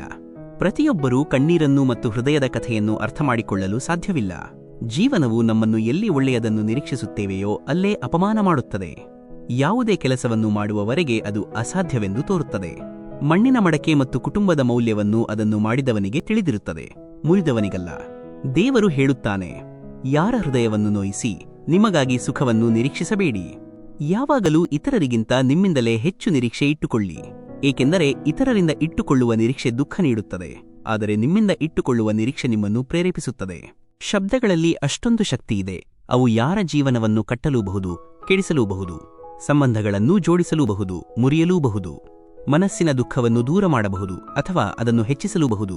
ಜೀವನವು ನಿಮಗೆ ಎರಡನೇ ಅವಕಾಶ ನೀಡಿದರೆ ಹಿಂದಿನ ತಪ್ಪುಗಳನ್ನು ಪುನರಾವರ್ತಿಸುವ ತಪ್ಪು ಮಾಡಬೇಡಿ. ಸಮಯ ಮತ್ತು ಅದೃಷ್ಟದ ಬಗ್ಗೆ ಎಂದಿಗೂ ಅಹಂಕಾರ ಬೇಡ. ಏಕೆಂದರೆ ಯಾರ ದಿನಗಳು ಕೆಟ್ಟದಾಗಿರುತ್ತವೆಯೋ ಅವರಿಗೂ ಸಹ ಬೆಳಿಗ್ಗೆ ಆಗುತ್ತದೆ. ಯಾವುದೇ ಸಂಬಂಧವಿರಲಿ, ಅದರ ಪಾಸ್ವರ್ಡ್ ವಿಶ್ವಾಸವಾಗಿರುತ್ತದೆ. ಮನುಷ್ಯ ಯಾವಾಗಲೂ ಎರಡು ವಿಷಯಗಳಿಂದ ಸೋಲುತ್ತಾನೆ. ಒಂದು ತನ್ನ ಕುಟುಂಬದಿಂದ, ಇನ್ನೊಂದು ತನ್ನ ಪ್ರೀತಿಯಿಂದ. ಯಾರು ಇತರರ ಪ್ರಗತಿಯನ್ನು ನೋಡಿ ಅಸೂಯೆ ಪಡುತ್ತಾರೋ ಅವರಿಗೆ ಯಾವುದೇ ಔಷಧಿ ಇಲ್ಲ. ಯಾರ ಬಳಿ ಕಳೆದುಕೊಳ್ಳಲು ಏನೂ ಉಳಿದಿರುವುದಿಲ್ಲವೋ ಅವರು ತುಂಬಾ ಬಲಿಷ್ಠರಾಗುತ್ತಾರೆ. ನೆನಪಿಡಿ, ಯಾರು ಎಲ್ಲರವರು ಆಗುತ್ತಾರೋ ಅವರು ಎಂದಿಗೂ ಒಬ್ಬರದ್ದಾಗಿ ಉಳಿಯಲು ಸಾಧ್ಯವಿಲ್ಲ. ಕೆಲವು ಸಂಬಂಧಗಳು ಮುರಿದು ಹೋಗುತ್ತವೆ, ಆದರೆ ಕೊನೆಗೊಳ್ಳುವುದಿಲ್ಲ. ಕೆಲವು ತಪ್ಪುಗಳನ್ನು ಕ್ಷಮಿಸುವುದು ನಿಮ್ಮ ದೊಡ್ಡ ತಪ್ಪಾಗಿ ಸಾಬೀತಾಗಬಹುದು. ಒಳ್ಳೆಯ ಮನುಷ್ಯರ ಒಂದು ದುರ್ಬಲತೆ ಎಂದರೆ ಅವರು ಎಲ್ಲರನ್ನೂ ಒಳ್ಳೆಯವರೆಂದು ನಂಬಿಬಿಡುತ್ತಾರೆ. ಯಾರು ಸಹಿಸಿಕೊಳ್ಳುವುದನ್ನು ತಿಳಿದಿರುತ್ತಾರೋ ಅವರು ಎಂದಿಗೂ ಸೋಲುವುದಿಲ್ಲ. ನಿಮ್ಮ ಜೀವನವನ್ನು ಒಂದು ಗುರಿಯ ಮೇಲೆ ನಿರ್ಧರಿಸಿ. ನಿಮ್ಮ ಇಡೀ ಶರೀರವನ್ನು ಆ ಗುರಿಯ ಸಾಧನೆಗೆ ಧುಮುಕಿಸಿ ಮತ್ತು ನಿಮ್ಮ ಜೀವನದಿಂದ ಬೇರೆ ಎಲ್ಲಾ ವಿಚಾರಗಳನ್ನು ದೂರ ಮಾಡಿ. ಇದೇ ಯಶಸ್ಸಿನ ಕೀಲಿಕೈ. ಕೃಪೆಯು ತಾನಾಗಿಯೇ ಸಿಗುತ್ತದೆ, ಆದರೆ ಆಶೀರ್ವಾದವನ್ನು ಕೇಳಬೇಕಾಗುತ್ತದೆ. ಆಶೀರ್ವಾದವನ್ನು ಕೇಳಲು ಹಿಂಜರಿಯಬೇಡಿ, ನಾಚಿಕೊಳ್ಳಬೇಡಿ. ಕೆಲವು ವ್ಯಕ್ತಿಗಳ ಆಯ್ಕೆಯು ಲಾಭದ ಸಾಧ್ಯತೆಯ ಮೇಲೆ ಆಧಾರಿತವಾಗಿರುತ್ತದೆ. ಎಲ್ಲಿ ಲಾಭವಿರುತ್ತದೆಯೋ ಅದನ್ನು ಅವರು ಆರಿಸಿಕೊಳ್ಳುತ್ತಾರೆ. ಆದರೆ ಕೆಲವು ವ್ಯಕ್ತಿಗಳು ಲಾಭ ಮತ್ತು ಹಾನಿಯಿಂದ ತುಂಬಾ ದೂರವಿರುತ್ತಾರೆ. ದುರ್ಯೋಧನನು ಶ್ರೀಕೃಷ್ಣನ ಸಂಪೂರ್ಣ ನಾರಾಯಣಿ ಸೇನೆಯನ್ನು ಕೇಳಿಕೊಂಡನು, ಆದರೆ ಅರ್ಜುನನು ಕೇವಲ ಶ್ರೀಕೃಷ್ಣನನ್ನು ಮಾತ್ರ ಕೇಳಿಕೊಂಡನು. ಆ ಸಮಯದಲ್ಲಿ ಭಗವಾನ್ ಶ್ರೀಕೃಷ್ಣನು ಅರ್ಜುನನೊಂದಿಗೆ ತಮಾಷೆ ಮಾಡುತ್ತಾ ಹೇಳಿದರು, ನಿನ್ನ ಸೋಲು ನಿಶ್ಚಿತ. ನೀನು ಸದಾ ದುಃಖಿಯಾಗಿರುತ್ತೀಯೆ. ಬೆಣ್ಣೆಯನ್ನು ದುರ್ಯೋಧನ ತೆಗೆದುಕೊಂಡು ಹೋದ, ನಿನ್ನ ಬಳಿ ಕೇವಲ ಮಜ್ಜಿಗೆ ಉಳಿದಿದೆ. ಇದಕ್ಕೆ ಅರ್ಜುನನು ಉತ್ತರಿಸಿದ, ಹೇ ಪ್ರಭು, ನನ್ನ ಗೆಲುವು ನಿಶ್ಚಿತ. ನಿಮ್ಮ ದಾಸನು ಎಂದಿಗೂ ದುಃಖಿಯಾಗಲಾರನು. ಬೆಣ್ಣೆ ಕದಿಯುವ ಕಳ್ಳನೇ ನನ್ನ ಬಳಿ ಇರುವಾಗ ನಾನು ಬೆಣ್ಣೆಯನ್ನು ಇಟ್ಟುಕೊಂಡು ಏನು ಮಾಡಲಿ? ಒಂದು ವೇಳೆ ನಿಮ್ಮ ಮನಸ್ಸು ಶುದ್ಧವಾಗಿದ್ದರೆ ಮತ್ತು ನಿಮ್ಮ ಉದ್ದೇಶ ಸರಿಯಾಗಿದ್ದರೆ ನೀವು ಯಾರಿಂದಲೂ ಸಹಾಯವನ್ನು ಕೇಳಬೇಕಾಗಿಲ್ಲ. ಇಡೀ ಸೃಷ್ಟಿಯೇ ನಿಮಗೆ ಸಹಾಯ ಮಾಡುತ್ತದೆ. ಒಳ್ಳೆಯ ಉದ್ದೇಶದಿಂದ ಕೆಲಸ ಮಾಡಿದರೆ ಖಂಡಿತವಾಗಿಯೂ ಯಶಸ್ಸು ಸಿಗುತ್ತದೆ. ಒಳ್ಳೆಯ ಉದ್ದೇಶದಿಂದ ಕಡ್ಡಿಗಳನ್ನು ಸಂಗ್ರಹಿಸಿದರೆ ಮಾತ್ರ ಗೂಡು ಕಟ್ಟಲು ಸಾಧ್ಯ. ಕೆಟ್ಟ ಉದ್ದೇಶದಿಂದ ಸಂಗ್ರಹಿಸಿದ ಕಡ್ಡಿಗಳು ನಿಮಗೆ ಕಸಪೊರಕೆಯನ್ನು ಹೊರತುಪಡಿಸಿ ಏನನ್ನೂ ನೀಡಲಾರವು. ಒಂದು ಚಮಚ ನಗು ಮತ್ತು ಒಂದು ಚಿಟಿಕೆ ಮಂದಹಾಸ, ಇದೇ ಜೀವನದ ಗುರುತು. ನೀವು ನಕ್ಕರೆ ಜೀವನ ನಗುತ್ತದೆ, ನೀವು ಅತ್ತರೆ ಜೀವನ ಆಡುತ್ತದೆ. ಒಬ್ಬ ವ್ಯಕ್ತಿಯು ಒಬ್ಬ ಮಹಾತ್ಮರನ್ನು ಕೇಳಿದನು, ನನ್ನ ಹೆಂಡತಿ, ನನ್ನ ಮಕ್ಕಳು, ನನ್ನ ನೌಕರರು ಮತ್ತು ಜಗತ್ತಿನ ಎಲ್ಲಾ ಜನರು ಸ್ವಾರ್ಥಿಗಳಾಗಿದ್ದಾರೆ. ಯಾರೂ ಸರಿಯಿಲ್ಲ, ನಾನು ಏನು ಮಾಡಲಿ? ಆಗ ಮಹಾತ್ಮರು ನಸುನಕ್ಕು ಅವನಿಗೆ ಒಂದು ಕಥೆ ಹೇಳಿದರು. ಒಂದು ನಗರದಲ್ಲಿ ಒಂದು ವಿಶಿಷ್ಟ ಕೊಠಡಿ ಇತ್ತು. ಅಲ್ಲಿ 1000 ಕನ್ನಡಿಗಳನ್ನು ಇಡಲಾಗಿತ್ತು. ಒಬ್ಬ ಚಿಕ್ಕ ಹುಡುಗ ಆ ಕೋಣೆಗೆ ಹೋಗಿ ಆಟವಾಡಲು ಶುರು ಮಾಡಿದ. ಅವನು ನೋಡಿದ ಅಲ್ಲಿ ಸಾವಿರಾರು ಮಕ್ಕಳು ಅವನೊಂದಿಗೆ ಆಟವಾಡುತ್ತಿದ್ದರು. ಆ ಪ್ರತಿಬಿಂಬದ ಮಕ್ಕಳ ಜೊತೆ ಅವನು ತುಂಬಾ ಸಂತೋಷಗೊಂಡ. ಅವನು ಚಪ್ಪಾಳೆ ತಟ್ಟಿದ ತಕ್ಷಣ ಎಲ್ಲಾ ಮಕ್ಕಳು ಒಟ್ಟಿಗೆ ಚಪ್ಪಾಳೆ ತಟ್ಟಿದವು. ಆ ಹುಡುಗನು ಯೋಚಿಸಿದ, ಇದು ಜಗತ್ತಿನಲ್ಲೇ ಅತ್ಯುತ್ತಮ ಸ್ಥಳ, ಇಲ್ಲಿ ನಾನು ತುಂಬಾ ಸಂತೋಷವಾಗಿದ್ದೇನೆ. ಅವನು ಪದೇ ಪದೇ ಅಲ್ಲಿಗೆ ಬರಲು ಬಯಸುತ್ತಿದ್ದ. ಸ್ವಲ್ಪ ಸಮಯದ ನಂತರ ಅಲ್ಲಿ ಒಬ್ಬ ದುಃಖಿತ ಮನುಷ್ಯ ಬಂದ. ಅವನು ತನ್ನ ಸುತ್ತಲೂ ಸಾವಿರಾರು ದುಃಖದ ಮುಖಗಳನ್ನು ನೋಡಿದ. ಅವನು ಆ ಮುಖಗಳನ್ನು ದೂರ ಮಾಡಲು ಪ್ರಯತ್ನಿಸಿದಾಗ ಸಾವಿರಾರು ಕೈಗಳು ಅವನನ್ನು ತಳ್ಳುತ್ತಿರುವಂತೆ ಅನಿಸಿತು. ಅವನು ಹೇಳಿದ, ಇದು ಜಗತ್ತಿನಲ್ಲೇ ಅತ್ಯಂತ ಕೆಟ್ಟ ಸ್ಥಳ. ಅವನು ತಕ್ಷಣವೇ ಆ ಸ್ಥಳವನ್ನು ಬಿಟ್ಟು ಹೊರಟು ಹೋದ. ಅವನು ಎಂದಿಗೂ ಮತ್ತೆ ಅಲ್ಲಿಗೆ ಬರಲು ಬಯಸಲಿಲ್ಲ. ಜೀವನವು ಒಂದು ದರ್ಪಣ, ಕನ್ನಡಿ. ನೀವು ನಕ್ಕರೆ ಅದು ನಗುತ್ತದೆ. ಯಾರು ನಿಮ್ಮನ್ನು ನೋಡಿ ಅಸೂಯೆ ಪಡುತ್ತಾರೋ ಅವರನ್ನು ಎಂದಿಗೂ ದ್ವೇಷಿಸಬೇಡಿ, ಏಕೆಂದರೆ ನೀವೇ ಅವರಿಗಿಂತ ಉತ್ತಮರು ಎಂದು ಅರ್ಥಮಾಡಿಕೊಂಡಿರುವುದು ಅವರೇ. ನಿಮ್ಮನ್ನು ಕೆಲವರು ಇಷ್ಟಪಡದಿದ್ದರೆ ಚಿಂತಿಸಬೇಡಿ, ಏಕೆಂದರೆ ಎಲ್ಲರ ಆಯ್ಕೆ ಉತ್ತಮವಾಗಿರುವುದಿಲ್ಲ. ಒಂದು ಪಕ್ಷಿಯು ದೂರದಿಂದ ಆಹಾರವನ್ನು ತನ್ನ ಕೊಕ್ಕಿನಲ್ಲಿ ತಂದು ತನ್ನ ಮರಿಯ ಕೊಕ್ಕಿಗೆ ಹಾಕಿ ಸಾಕುತ್ತದೆ. ಮರಿಗೆ ರೆಕ್ಕೆಗಳು ಬಂದಾಗ ಅದು ಹಾರಲು ಕಲಿಸುತ್ತದೆ, ಮತ್ತು ಒಮ್ಮೆ ಹಾರಲು ಕಲಿತ ನಂತರ ಆ ಪಕ್ಷಿ ಅದನ್ನು ಮುಕ್ತವಾಗಿ ಆಕಾಶದಲ್ಲಿ ಹಾರಲು ಬಿಡುತ್ತದೆ. ಇದೇ ನಿಜವಾದ ಪ್ರೀತಿ. ನಾವು ಮನುಷ್ಯರು ಸಹ ನಮ್ಮ ಮಕ್ಕಳಿಗೆ ಪಕ್ಷಿಗಳಂತೆ ಪ್ರೀತಿಯಿಂದ ಪೋಷಣೆ ಮಾಡುತ್ತೇವೆ, ಜೀವನ ಕಲೆಯನ್ನು ಕಲಿಸುತ್ತೇವೆ, ಸಂಸ್ಕಾರಗಳನ್ನು ನೀಡುತ್ತೇವೆ. ಆದರೆ ನಾವು ಅವರನ್ನು ಸ್ವತಂತ್ರರನ್ನಾಗಿ ಮಾಡಲು ಸಾಧ್ಯವಾಗುವುದಿಲ್ಲ, ಏಕೆಂದರೆ ನಾವು ಮೋಹದ ಬಂಧನಕ್ಕೆ ಒಳಗಾಗಿರುತ್ತೇವೆ. ಮೋಹ ಮತ್ತು ಪ್ರೀತಿಯ ನಡುವಿನ ವ್ಯತ್ಯಾಸವನ್ನು ನಾವು ಈ ಪಕ್ಷಿಗಳಿಂದ ಕಲಿಯಬೇಕು. 20 ವರ್ಷದ ವಯಸ್ಸಿನಲ್ಲಿ ಒಬ್ಬ ವ್ಯಕ್ತಿಯ ಮುಖವು ಪ್ರಕೃತಿಯ ಕೊಡುಗೆ. 30 ವರ್ಷದ ವಯಸ್ಸಿನಲ್ಲಿ ಮುಖವು ಜೀವನದ ಏರಿಳಿತಗಳ ಕೊಡುಗೆ. ಆದರೆ 50 ವರ್ಷದ ವಯಸ್ಸಿನ ಮುಖವು ಆ ವ್ಯಕ್ತಿಯ ಸ್ವಂತ ಸಂಪಾದನೆ. ಈ ಸಂಪಾದನೆಯೇ ನಮ್ಮ ಅನುಭವಗಳು, ಅದು ನಮ್ಮನ್ನು ಪರಿಪೂರ್ಣರನ್ನಾಗಿ ಮಾಡುತ್ತದೆ. ಉಪವಾಸ ಮಾಡುವುದರಿಂದ ದೇವರು ಸಂತೋಷಗೊಳ್ಳುವುದಾದರೆ ಈ ಜಗತ್ತಿನಲ್ಲಿ ಅನೇಕ ದಿನಗಳವರೆಗೆ ಊಟವಿಲ್ಲದೆ ಇರುವ ಬಡವರು ಅತ್ಯಂತ ಸುಖಿಗಳಾಗುತ್ತಿದ್ದರು. ಉಪವಾಸವು ಕೇವಲ ಅನ್ನವನ್ನು ತ್ಯಜಿಸುವುದಲ್ಲ, ಅದು ದುಷ್ಟ ಆಲೋಚನೆಗಳನ್ನು ತ್ಯಜಿಸುವುದು ಸಹ ಆಗಿದೆ. ದೇವರು ಸೃಷ್ಟಿಸಿದ ಈ ಜಗತ್ತು ಅಮೂಲ್ಯವಾದ ಸಂಪತ್ತಿನಿಂದ ತುಂಬಿದೆ, ಆದರೆ ಇಲ್ಲಿ ಒಬ್ಬ ಕಾವಲುಗಾರನೂ ಇಲ್ಲ. ವ್ಯವಸ್ಥೆಯು ಎಷ್ಟೊಂದು ಸುಂದರವಾಗಿದೆ ಎಂದರೆ ಪ್ರತಿ ವರ್ಷ ಕೋಟ್ಯಾಂತರ ಜನರು ಇಲ್ಲಿಗೆ ಬರುತ್ತಾರೆ ಮತ್ತು ಹೋಗುತ್ತಾರೆ. ಆದರೆ ಇಲ್ಲಿಂದ ಒಂದು ಕಡ್ಡಿಯನ್ನು ಯಾರೂ ತೆಗೆದುಕೊಂಡು ಹೋಗಲು ಸಾಧ್ಯವಿಲ್ಲ. ನಾನೇ ಎಲ್ಲವೂ, ನೀನು ಏನೂ ಅಲ್ಲ. ಈ ಯೋಚನೆಯೇ ನಮ್ಮನ್ನು ಮನುಷ್ಯರನ್ನಾಗಿ ಬದುಕಲು ಬಿಡುವುದಿಲ್ಲ. ಸುಂದರವಾದ ಬಟ್ಟೆಗಳು ನಿಮ್ಮ ವ್ಯಕ್ತಿತ್ವವನ್ನು ಬದಲಾಯಿಸಬಹುದು, ಆದರೆ ಸುಂದರವಾದ ವರ್ತನೆ ನಿಮ್ಮ ಜೀವನವನ್ನೇ ಬದಲಾಯಿಸುತ್ತದೆ. ಒಂದು ವೇಳೆ ನಿಮ್ಮ ಸಮಯವು ಉತ್ತಮವಾಗಿ ನಡೆಯುತ್ತಿದ್ದರೆ ಅದರ ಸಂಪೂರ್ಣ ಆನಂದವನ್ನು ಅನುಭವಿಸಿ, ಏಕೆಂದರೆ ಅದು ಸದಾ ಉಳಿಯುವುದಿಲ್ಲ. ಒಂದು ವೇಳೆ ನಿಮ್ಮ ಸಮಯವು ಕೆಟ್ಟದಾಗಿದ್ದರೆ ಚಿಂತಿಸಬೇಡಿ, ಏಕೆಂದರೆ ಅದು ಸಹ ಸದಾ ಉಳಿಯುವುದಿಲ್ಲ. ಯಾವಾಗಲೂ ನೀವು ಚರ್ಚೆಯಲ್ಲಿ ಗೆದ್ದು ಆದರೆ ಸಂಬಂಧವನ್ನು ಕಳೆದುಕೊಳ್ಳುವಂತಹ ವಾದವನ್ನು ಮಾಡಬೇಡಿ. ಸಂಬಂಧಗಳಲ್ಲಿ ಭಿನ್ನಾಭಿಪ್ರಾಯಕ್ಕೆ ಒಂದೇ ಕಾರಣ, ನಾನು ಸರಿ, ನೀನು ತಪ್ಪು. ಯಾರಿಗೆ ಅಹಂಕಾರದ ಗಾಳಿ ತಗುಲಿದೆಯೋ ಅವರಿಗೆ ಔಷಧಿಯೂ ತಗಲುವುದಿಲ್ಲ, ಪ್ರಾರ್ಥನೆಯೂ ತಗಲುವುದಿಲ್ಲ.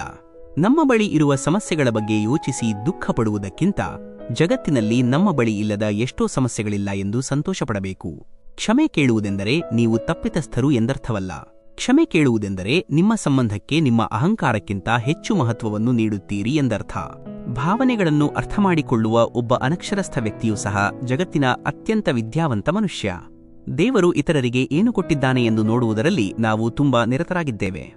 ದೇವರು ನಮಗೆ ಏನು ಕೊಟ್ಟಿದ್ದಾನೆ ಎಂದು ನೋಡಲು ನಮಗೆ ಸಮಯವೇ ಸಿಗುವುದಿಲ್ಲ. ಗರ್ವದಲ್ಲಿ ಮನುಷ್ಯನು ಹೂವಿನಂತೆ ಉಬ್ಬಿಕೊಳ್ಳಬಹುದು, ಆದರೆ ಹಣ್ಣಾಗಲು ಸಾಧ್ಯವಿಲ್ಲ. ತಾಳ್ಮೆ ಇರಲಿ. ಕೆಲವೊಮ್ಮೆ ನೀವು ಜೀವನದಲ್ಲಿ ಅತ್ಯುತ್ತಮವಾದುದನ್ನು ಪಡೆಯಲು ಕೆಟ್ಟ ಹಂತದ ಮೂಲಕ ಹಾದು ಹೋಗಬೇಕಾಗುತ್ತದೆ. ಒಂದು ವೇಳೆ ನೀವು ಸಮಸ್ಯೆಗಳಿಂದ ಹಾದು ಹೋಗುತ್ತಿದ್ದರೆ ಒಂದು ವಿಷಯ ನೆನಪಿಡಿ, ಕತ್ತಲೆಯಿಲ್ಲದೆ ನಕ್ಷತ್ರಗಳು ಎಂದಿಗೂ ಹೊಳೆಯುವುದಿಲ್ಲ. ಕ್ಷಮೆಗೆ ಅರ್ಹರು ತಪ್ಪು ಮಾಡುವವರು. ಚಾಣಾಕ್ಷತೆ ಮಾಡುವವರಲ್ಲ. ನಿಮ್ಮ ಬಳಿ ಏನಿದೆಯೋ ಅದರಲ್ಲಿ ನೀವು ಸಂತೋಷ ಮತ್ತು ತೃಪ್ತರಾಗಿದ್ದರೆ ನೀವು ಅತ್ಯಂತ ಶ್ರೀಮಂತ ವ್ಯಕ್ತಿ. ಸಂಬಂಧಗಳನ್ನು ಉಳಿಸಿಕೊಳ್ಳಲು ಒಂದೇ ಒಂದು ಷರತ್ತು: ಭಾವನೆಗಳನ್ನು ನೋಡಿ, ಸಾಧ್ಯತೆಯನ್ನು, ಲಾಭ ಅಲ್ಲ. ತ್ಯಾಗವಿಲ್ಲದೆ ಯಾವುದನ್ನು ಪಡೆಯಲು ಸಾಧ್ಯವಿಲ್ಲ. ಉಸಿರಾಟವನ್ನೇ ನೋಡಿ, ಒಂದು ಉಸಿರನ್ನು ತೆಗೆದುಕೊಳ್ಳಲು ಮೊದಲ ಉಸಿರನ್ನು ಹೊರಹಾಕಬೇಕಾಗುತ್ತದೆ.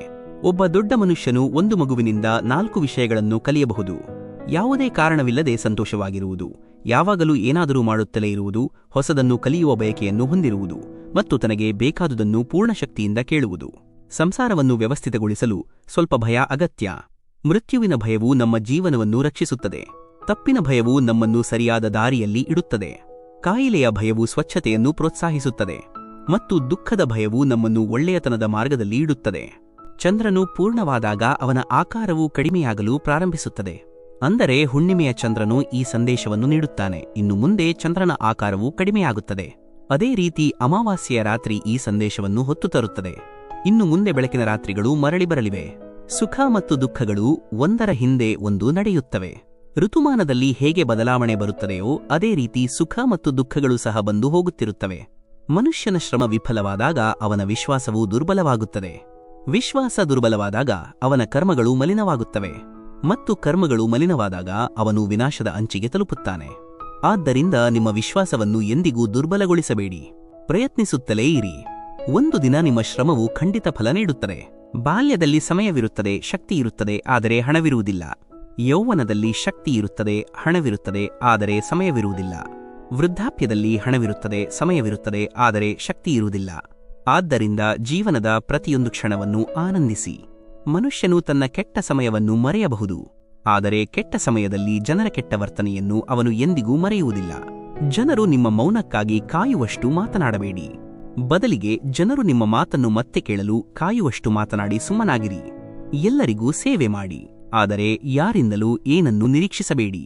ಏಕೆಂದರೆ ಸೇವೆಯ ನಿಜವಾದ ಬೆಲೆಯನ್ನು ದೇವರು ಮಾತ್ರ ನೀಡಲು ಸಾಧ್ಯ, ಮನುಷ್ಯನಲ್ಲ. ಪ್ರಯತ್ನಿಸುವ ಮನುಷ್ಯನು ಕೆಲವೊಮ್ಮೆ ಮಾತ್ರ ಬೀಳುತ್ತಾನೆ, ಆದರೆ ಪ್ರಯತ್ನಿಸದ ಮನುಷ್ಯನು ಇಡೀ ಜೀವನ ಬೀಳುತ್ತಲೇ ಇರುತ್ತಾನೆ. ನೀವು ಇತರರಿಗೆ ಒಳ್ಳೆಯದನ್ನು ಬಯಸಿದಾಗ ಅದೇ ಒಳ್ಳೆಯ ವಿಷಯಗಳು ನಿಮ್ಮ ಜೀವನಕ್ಕೆ ಮರಳಿ ಬರುತ್ತವೆ. ಇದೇ ಪ್ರಕೃತಿಯ ನಿಯಮ. ಕೊಳವು ಯಾವಾಗಲೂ ಬಾವಿಗಿಂತ 100 ಪಟ್ಟು ದೊಡ್ಡದಾಗಿರುತ್ತದೆ. ಆದರೂ ಜನರು ಬಾವಿಯಿಂದಲೇ ನೀರು ಕುಡಿಯುತ್ತಾರೆ, ಏಕೆಂದರೆ ಬಾವಿಯಲ್ಲಿ ಆಳ ಮತ್ತು ಶುದ್ಧತೆ ಇರುತ್ತದೆ. ಮನುಷ್ಯ ದೊಡ್ಡವನಾಗಿರುವುದು ಒಳ್ಳೆಯ ವಿಷಯ, ಆದರೆ ಅವನ ವ್ಯಕ್ತಿತ್ವದಲ್ಲಿ ಆಳ ಮತ್ತು ವಿಚಾರಗಳಲ್ಲಿ ಶುದ್ಧತೆ ಇರಬೇಕು. ಆಗ ಮಾತ್ರ ಅವನು ಮಹಾನಾಗುತ್ತಾನೆ. ಯಾವ ದಿನ ನಿಮಗೆ ನಿಮ್ಮ ಬೆಲೆ ಗೊತ್ತಾಗುತ್ತದೆಯೋ ಆ ದಿನದ ನಂತರ ಯಾರಾದರೂ ಮಾಡಿದ ಪ್ರಶಂಸೆ ಮತ್ತು ನಿಂದನೆಯಿಂದ ನಿಮಗೆ ಯಾವುದೇ ವ್ಯತ್ಯಾಸವಾಗುವುದಿಲ್ಲ. ಆ ದಿನ ನೀವು ನಿಮ್ಮೊಂದಿಗೆ ಸಂತೋಷವಾಗಿರಲು ಕಲಿಯುತ್ತೀರಿ. ಬದಲಾಯಿಸಲು ಸಾಧ್ಯವಿರುವುದನ್ನು ಬದಲಾಯಿಸಿ, ಬದಲಾಯಿಸಲು ಸಾಧ್ಯವಿಲ್ಲದ್ದನ್ನು ಸ್ವೀಕರಿಸಿ ಮತ್ತು ಸ್ವೀಕರಿಸಲು ಸಾಧ್ಯವಿಲ್ಲದ್ದರಿಂದ ದೂರವಾಗಿರಿ. ಆದರೆ ನಿಮ್ಮನ್ನು ಎಲ್ಲಾ ಪರಿಸ್ಥಿತಿಯಲ್ಲಿ ಸಂತೋಷವಾಗಿಡಿ. ಮುಷ್ಟಿಮುಚ್ಚಿ ಹುಟ್ಟಿದವರು ಕೈ ಚಾಚಿ ಹೊರಡಬೇಕು. ಈ ಭೂಮಿಯ ಮೇಲೆ ಎಲ್ಲವೂ ಇಲ್ಲಿಯೇ ಉಳಿದು ಹೋಗುತ್ತದೆ. ಒಮ್ಮೆ 2 ಸ್ನೇಹಿತರು ಅಲೆದಾಡುತ್ತಾ ಒಂದು ಅರಮನೆಯ ಬಳಿ ತಲುಪಿದರು. ಮೊದಲ ಸ್ನೇಹಿತನು ಆ ಭವ್ಯವಾದ ಅರಮನೆಯನ್ನು ನೋಡಿ ಹೇಳಿದ: ಈ ಅರಮನೆಯಲ್ಲಿ ವಾಸಿಸುವವರ ಅದೃಷ್ಟವನ್ನು ಬರೆಯುವಾಗ ನಾವು ಎಲ್ಲಿದ್ದೆವು? ಆಗ 2ನೇ ಸ್ನೇಹಿತನು ಮೊದಲ ಸ್ನೇಹಿತನ ಕೈ ಹಿಡಿದು ಆಸ್ಪತ್ರೆಗೆ ಕರೆದೊಯ್ದನು. ಅಲ್ಲಿ ಜೀವನ ಮತ್ತು ಸಾವಿನೊಂದಿಗೆ ಹೋರಾಡುತ್ತಿರುವ ಅಳುತ್ತಿರುವ ರೋಗಿಗಳನ್ನು ತೋರಿಸಿ ಹೇಳಿದ: ಇವರ ಅದೃಷ್ಟವನ್ನು ಬರೆಯುವಾಗಲೂ ನಾವು ಅಲ್ಲಿ ಇರಲಿಲ್ಲ. ನಮಗೆ ಏನು ಸಿಕ್ಕಿದೆಯೋ ಅದರಲ್ಲಿ ಯಾವಾಗಲೂ ಸಂತೋಷವಾಗಿರಿ. ಏಕೆಂದರೆ ಯಾರ ಬಳಿ ಹೊಸ ಬೂಟುಗಳಿಲ್ಲವೋ ಅವರಲ್ಲಿ ಕೆಲವರಿಗೆ ಪಾದಗಳೇ ಇರುವುದಿಲ್ಲ. ಕಲ್ಲು ಇಲಿಯಾಗಿದ್ದರೆ ಎಲ್ಲರೂ ಪೂಜಿಸುತ್ತಾರೆ, ಆದರೆ ಜೀವಂತವಾಗಿದ್ದರೆ ಅದನ್ನು ಕೊಲ್ಲದೆ ಶಾಂತಿ ಇರುವುದಿಲ್ಲ. ತಂದೆ ತಾಯಿಗಳು ಫೋಟೋಗಳಲ್ಲಿದ್ದರೆ ಎಲ್ಲರೂ ಪೂಜಿಸುತ್ತಾರೆ, ಆದರೆ ಜೀವಂತವಾಗಿದ್ದರೆ ಅವರ ಮೌಲ್ಯವನ್ನು ಅರ್ಥಮಾಡಿಕೊಳ್ಳುವುದಿಲ್ಲ. ಎಷ್ಟೊಂದು ವಿಚಿತ್ರ ವಿಷಯ ಅಲ್ವಾ? ಜೀವನದ ಬಗ್ಗೆ ಇಷ್ಟೊಂದು ದ್ವೇಷ ಮತ್ತು ಕಲ್ಲುಗಳ ಮೇಲೆ ಇಷ್ಟೊಂದು ಪ್ರೀತಿ. ನಾವು ಸತ್ತ ದೇಹವನ್ನು ಹೊತ್ತುಕೊಂಡು ಹೋಗುವುದು ಪುಣ್ಯ ಎಂದು ಭಾವಿಸುತ್ತೇವೆ. ಒಂದು ವೇಳೆ ಜೀವಂತ ಮನುಷ್ಯನಿಗೆ ಆಸರೆ ನೀಡುವುದನ್ನು ಪುಣ್ಯವೆಂದು ಭಾವಿಸಿದ್ದರೆ ಜೀವನ ಸುಲಭವಾಗುತ್ತಿತ್ತು. ಜೀವನದಲ್ಲಿ ಎಂದಿಗೂ ಯಾರ ಹೃದಯಕ್ಕೂ ನೋವುಂಟು ಮಾಡಬೇಡಿ, ಏಕೆಂದರೆ ಅವರು ನಿಮ್ಮನ್ನು ಕ್ಷಮಿಸಬಹುದು, ಆದರೆ ಎಂದಿಗೂ ಮರೆಯುವುದಿಲ್ಲ. ಯಾರೊಂದಿಗಾದರೂ ಜೀವನ ಪರ್ಯಂತ ಸಂಬಂಧ ನಿಭಾಯಿಸಬೇಕಾದರೆ ನಿಮ್ಮ ಹೃದಯವನ್ನು ಒಂದು ಸ್ಮಶಾನವನ್ನಾಗಿ ಮಾಡಿಕೊಳ್ಳಿ. ಅಲ್ಲಿ ನೀವು ಅವರ ತಪ್ಪುಗಳನ್ನು ಹೂತು ಹಾಕಬಹುದು. ಸಂಪಾದನೆಗೆ ಯಾವುದೇ ನಿಶ್ಚಿತ ವ್ಯಾಖ್ಯಾನವಿಲ್ಲ. ಅನುಭವಗಳು, ಸಂಬಂಧಗಳು, ಗೌರವ, ಒಳ್ಳೆಯ ಸ್ನೇಹಿತರು ಇವೆಲ್ಲವೂ ಸಂಪಾದನೆಯ ರೂಪಗಳೇ. ಆರಾಮವಾಗಿ ಕುಳಿತು ಯೋಚಿಸಿ, ನೀವು ಇಲ್ಲಿಯವರೆಗೆ ಜೀವನದಲ್ಲಿ ಎಷ್ಟು ಸಂಪಾದನೆ ಮಾಡಿದ್ದೀರಿ? ನಾನು ಯಾವ ವಿಷಯಕ್ಕೆ ಅಹಂಕಾರ ಮಾಡಲಿ? ಸೂರ್ಯನ ಬೆಳಕು ಕೂಡ ರಾತ್ರಿಯ ನೆರಳಿನಲ್ಲಿ ಮುಳುಗುವುದನ್ನು ನಾನು ನೋಡಿದ್ದೇನೆ. ಮನಸ್ಸಿನಲ್ಲಿ ಯಾವುದೇ ದ್ವೇಷವಿದ್ದರೆ ಅದನ್ನು ಬಿಚ್ಚಿ ಹೇಳಿ. ನನ್ನ ಸ್ವಭಾವವೇ ಹೀಗಿದೆ. ನಾನು ಆಗಲೂ ಸಹ ನಗುತ್ತಾ ನಿಮ್ಮನ್ನು ಭೇಟಿ ಮಾಡುತ್ತೇನೆ. ಜೀವನದಲ್ಲಿ ಅಹಂಕಾರ ಬೇಡ. ಅದೃಷ್ಟ ಬದಲಾಗುತ್ತಲೇ ಇರುತ್ತದೆ. ಕನ್ನಡಿ ಅಲ್ಲಿಯೇ ಇರುತ್ತದೆ. ಕೇವಲ ಚಿತ್ರ ಬದಲಾಗುತ್ತಿರುತ್ತದೆ. ಸುಂದರವಾಗಿರುವುದು ಮುಖ್ಯವಲ್ಲ, ಆದರೆ ಯಾರಿಗಾದರೂ ನೀವು ಮುಖ್ಯವಾಗಿರುವುದು ಬಹಳ ಸುಂದರವಾದ ವಿಷಯ. ನೆಲದಲ್ಲಿ ಹೂತು ಹೋಗಿರುವ ಅಡಿಪಾಯದ ಕಲ್ಲುಗಳನ್ನು ಯಾರು ನೋಡುತ್ತಾರೆ? ಕಟ್ಟಡ ಅವುಗಳ ಮೇಲೆ ನಿಂತಿದೆ. ಈ ಜಗತ್ತು ಒಂದು ಸಂತೆಯಾಗಿದೆ. ವ್ಯಾಪಾರವನ್ನು ಎಚ್ಚರಿಕೆಯಿಂದ ಮಾಡಿ. ಸ್ವಾರ್ಥದ ಲಕೋಟೆಯಲ್ಲಿ ಅಪಾರ ಹೃದಯಗಳು ಸಿಗುತ್ತವೆ. ಓ ಜೀವನ, ನೀನು ಕಥೆಯ ಪರದೆಯಲ್ಲೇ ಚೆನ್ನಾಗಿ ಕಾಣುತ್ತೀಯೆ. ನಿನ್ನ ನಿಜವಾದ ವಾಸ್ತವವನ್ನು ನೋಡಲು ಸಾಧ್ಯವಿಲ್ಲ. ಬಾ, ನಿನ್ನ ಹಣೆಯ ಬೆವರನ್ನು ಒರೆಸುತ್ತೇನೆ. ಹೇ ಗೆಳೆಯನೇ, ನಿನ್ನ ಆಸೆಗಳು ದಣಿದಿರಬಹುದು. ನದಿಯನ್ನು ತಡೆಯುವುದರಿಂದ ಅದು ಎಂದಿಗೂ ಸಾಗರವಾಗುವುದಿಲ್ಲ. ಜೀವನದಲ್ಲಿ ಯಾವಾಗಲೂ ಹೊಸ ದಿಕ್ಕಿನ ಕಡೆಗೆ ಮುಂದುವರಿಯುತ್ತಿರಿ. ಏಕೆಂದರೆ ಕೇವಲ ಒಂದು ಯುದ್ಧ ಗೆಲ್ಲುವುದರಿಂದ ಯಾರೂ ಅಲೆಕ್ಸಾಂಡರ್ ಆಗುವುದಿಲ್ಲ. ವಯಸ್ಸು ಮತ್ತು ಸುಖಕ್ಕೆ ಹೊಂದಾಣಿಕೆ ಇರುವುದಿಲ್ಲ ಎಂಬುದು ಎಲ್ಲಿ ತಿಳಿದಿತ್ತು? ಕಠಿಣ ಪರಿಶ್ರಮದ ನಂತರ ಸುಖವನ್ನು ಮನೆಗೆ ತಂದೆ. ಆಗ ವಯಸ್ಸು ಕೋಪಗೊಂಡು ಹೊರಟು ಹೋಯಿತು. ಯಾರ ಬಳಿ ನಿಮ್ಮ ನೋವನ್ನು ಮಾತುಗಳಲ್ಲಿ ಹೇಳಿದ ನಂತರವೂ ಅವರಿಗೆ ನಿಮ್ಮ ನೋವು ಅರಿವಾಗುವುದಿಲ್ಲವೋ, ಆಗ ನೀವು ನಿಮ್ಮ ನೋವನ್ನು ತಪ್ಪಾದ ವ್ಯಕ್ತಿಯ ಮುಂದೆ ವ್ಯಕ್ತಪಡಿಸಿದ್ದೀರಿ ಎಂದು ಅರ್ಥ ಮಾಡಿಕೊಳ್ಳಿ.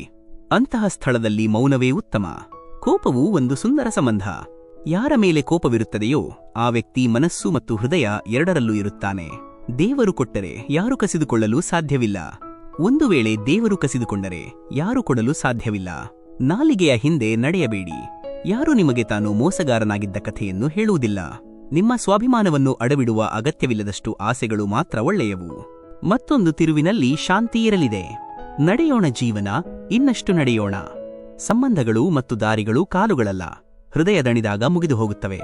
ಮಾತನ್ನು ಸಹಿಸಿಕೊಂಡರೆ ಸಂಬಂಧಗಳು ಉಳಿಯುತ್ತವೆ. ಮಾತನ್ನು ಆಡಿದರೆ ಸಂಬಂಧಗಳು ಮುರಿದು ಬೀಳುತ್ತವೆ. ಸಂತೆಯಿಂದ ಹಾದು ಹೋಗುವಾಗ ತನ್ನ ಜೇಬಿನಲ್ಲಿ ಹಣವಿದ್ದರೂ ತನ್ನ ಆಸೆಗಳನ್ನು ಪೂರೈಸಿಕೊಳ್ಳದವನು ಜಿಪುಣನಲ್ಲ. ಅವನು ಒಬ್ಬ ತಂದೆ. ಕಪಾಟಿನಿಂದ ಸಿಕ್ಕ ಬಾಲ್ಯದ ಆಟಿಕೆಗಳು ನನ್ನ ಕಣ್ಣುಗಳ ದುಃಖವನ್ನು ನೋಡಿ ಹೇಳಿದವು, ನಿನಗೆ ದೊಡ್ಡವನಾಗುವ ಆಸೆಯಿತ್ತು. ಜೀವನದ ದೋಣಿಯಲ್ಲಿ ಯೋಚಿಸಿ ನಡೆಯಿರಿ. ಇದು ನಡೆಯುತ್ತಿರುವಾಗ ದಡ ಸಿಗುವುದಿಲ್ಲ ಮತ್ತು ಇದು ಮುಳುಗಿದಾಗ ಆಸರೆ ಸಿಗುವುದಿಲ್ಲ.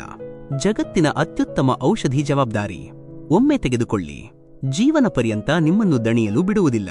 ವಿಶ್ವಾಸವನ್ನು ಮುರಿದವರಿಗೆ ಇದೊಂದೇ ಶಿಕ್ಷೆ ಸಾಕು. ಅವರಿಗೆ ಜೀವನ ಪರ್ಯಂತ ಮೌನವನ್ನು ಉಡುಗೊರೆಯಾಗಿ ಕೊಡಿ.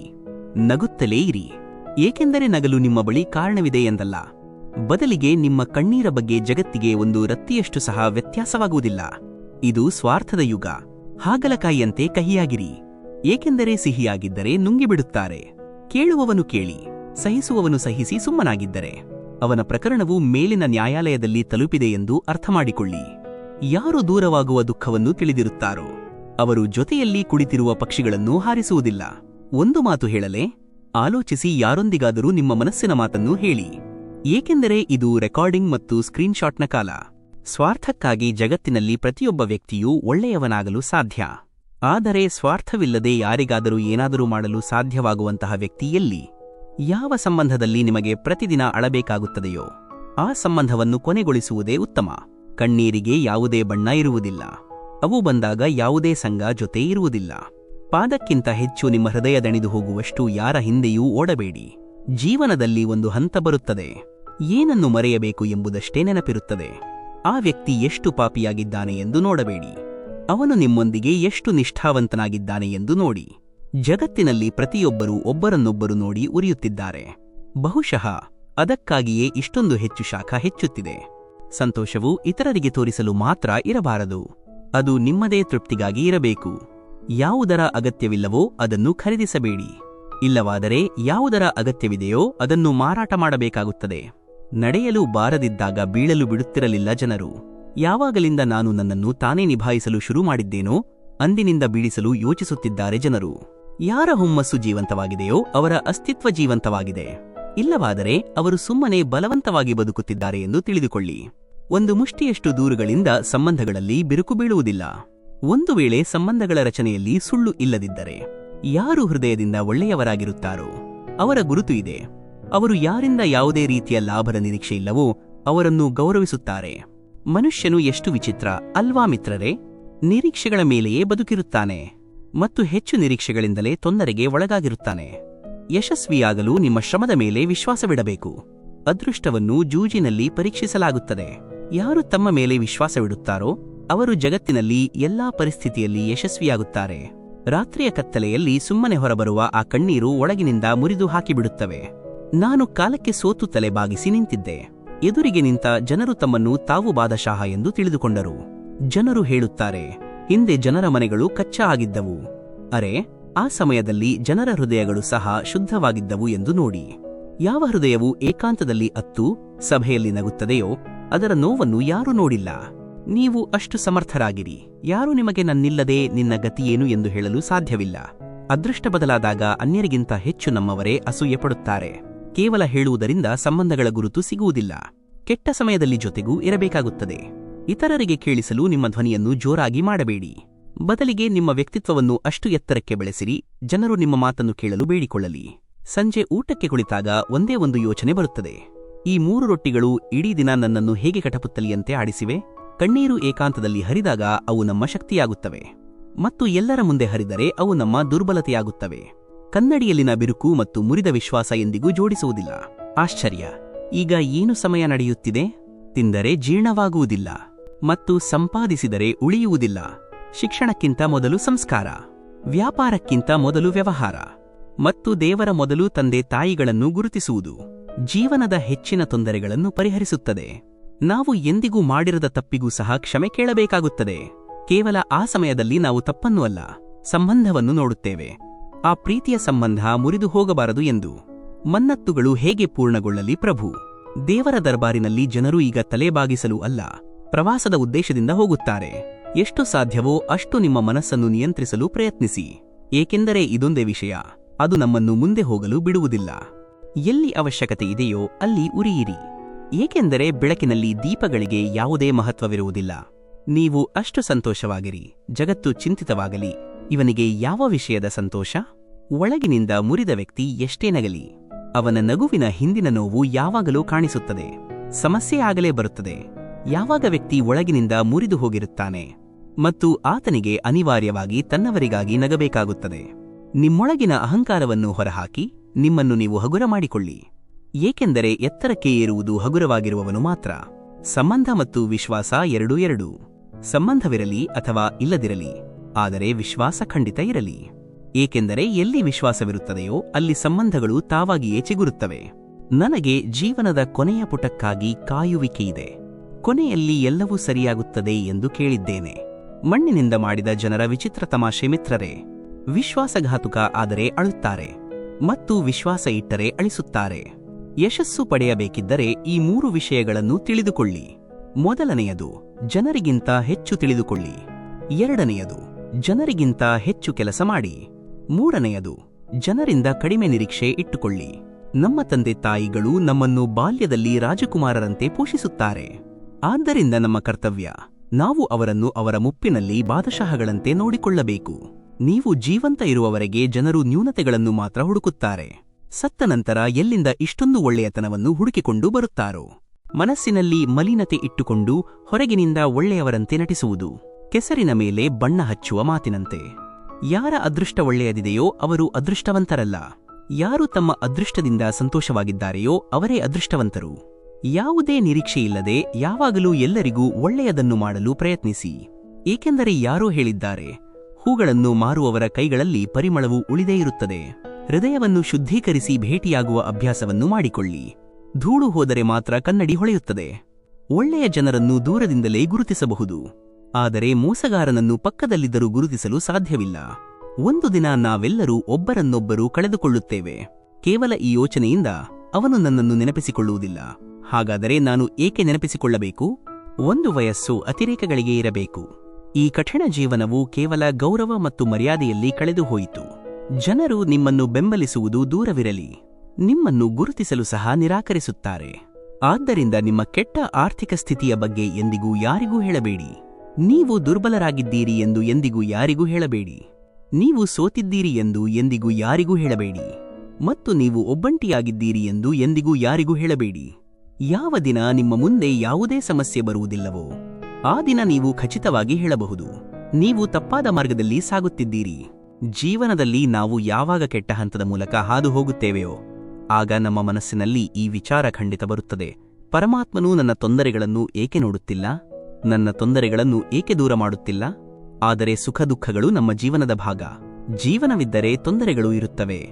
ಎಲ್ಲಾ ದ್ವಾರಗಳು ಮುಚ್ಚಿದಾಗಲೂ ಒಂದು ದ್ವಾರ ಎಂದಿಗೂ ಮುಚ್ಚಿರುವುದಿಲ್ಲ, ಅದುವೇ ದೇವರ ದ್ವಾರ. ನಿರೀಕ್ಷೆಯನ್ನು ದೇವರಿಂದ ಇಟ್ಟುಕೊಳ್ಳಿ, ಜಗತ್ತಿನಿಂದಲ್ಲ. ಯಾರೋ ಕೇಳಿದರು, ಭಕ್ತಿ ಎಂದರೇನು?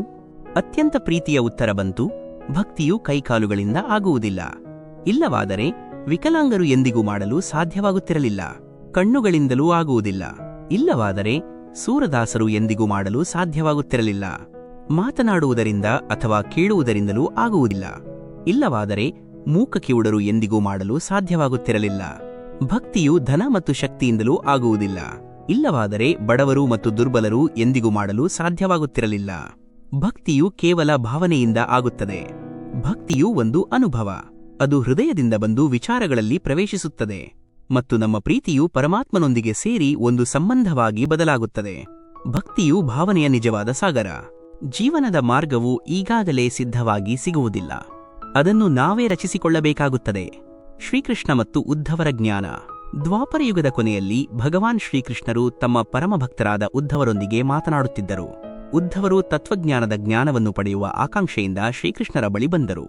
ಉದ್ಧವರು ವಿನಯದಿಂದ ಹೇಳಿದರು, ಹೇ ಭಗವನ್, ತಾವು ಯೋಗೇಶ್ವರರು, ಎಲ್ಲಾ ಯೋಗಗಳಿಗೂ ಸ್ವಾಮಿ ಮತ್ತು ಆಧಾರ.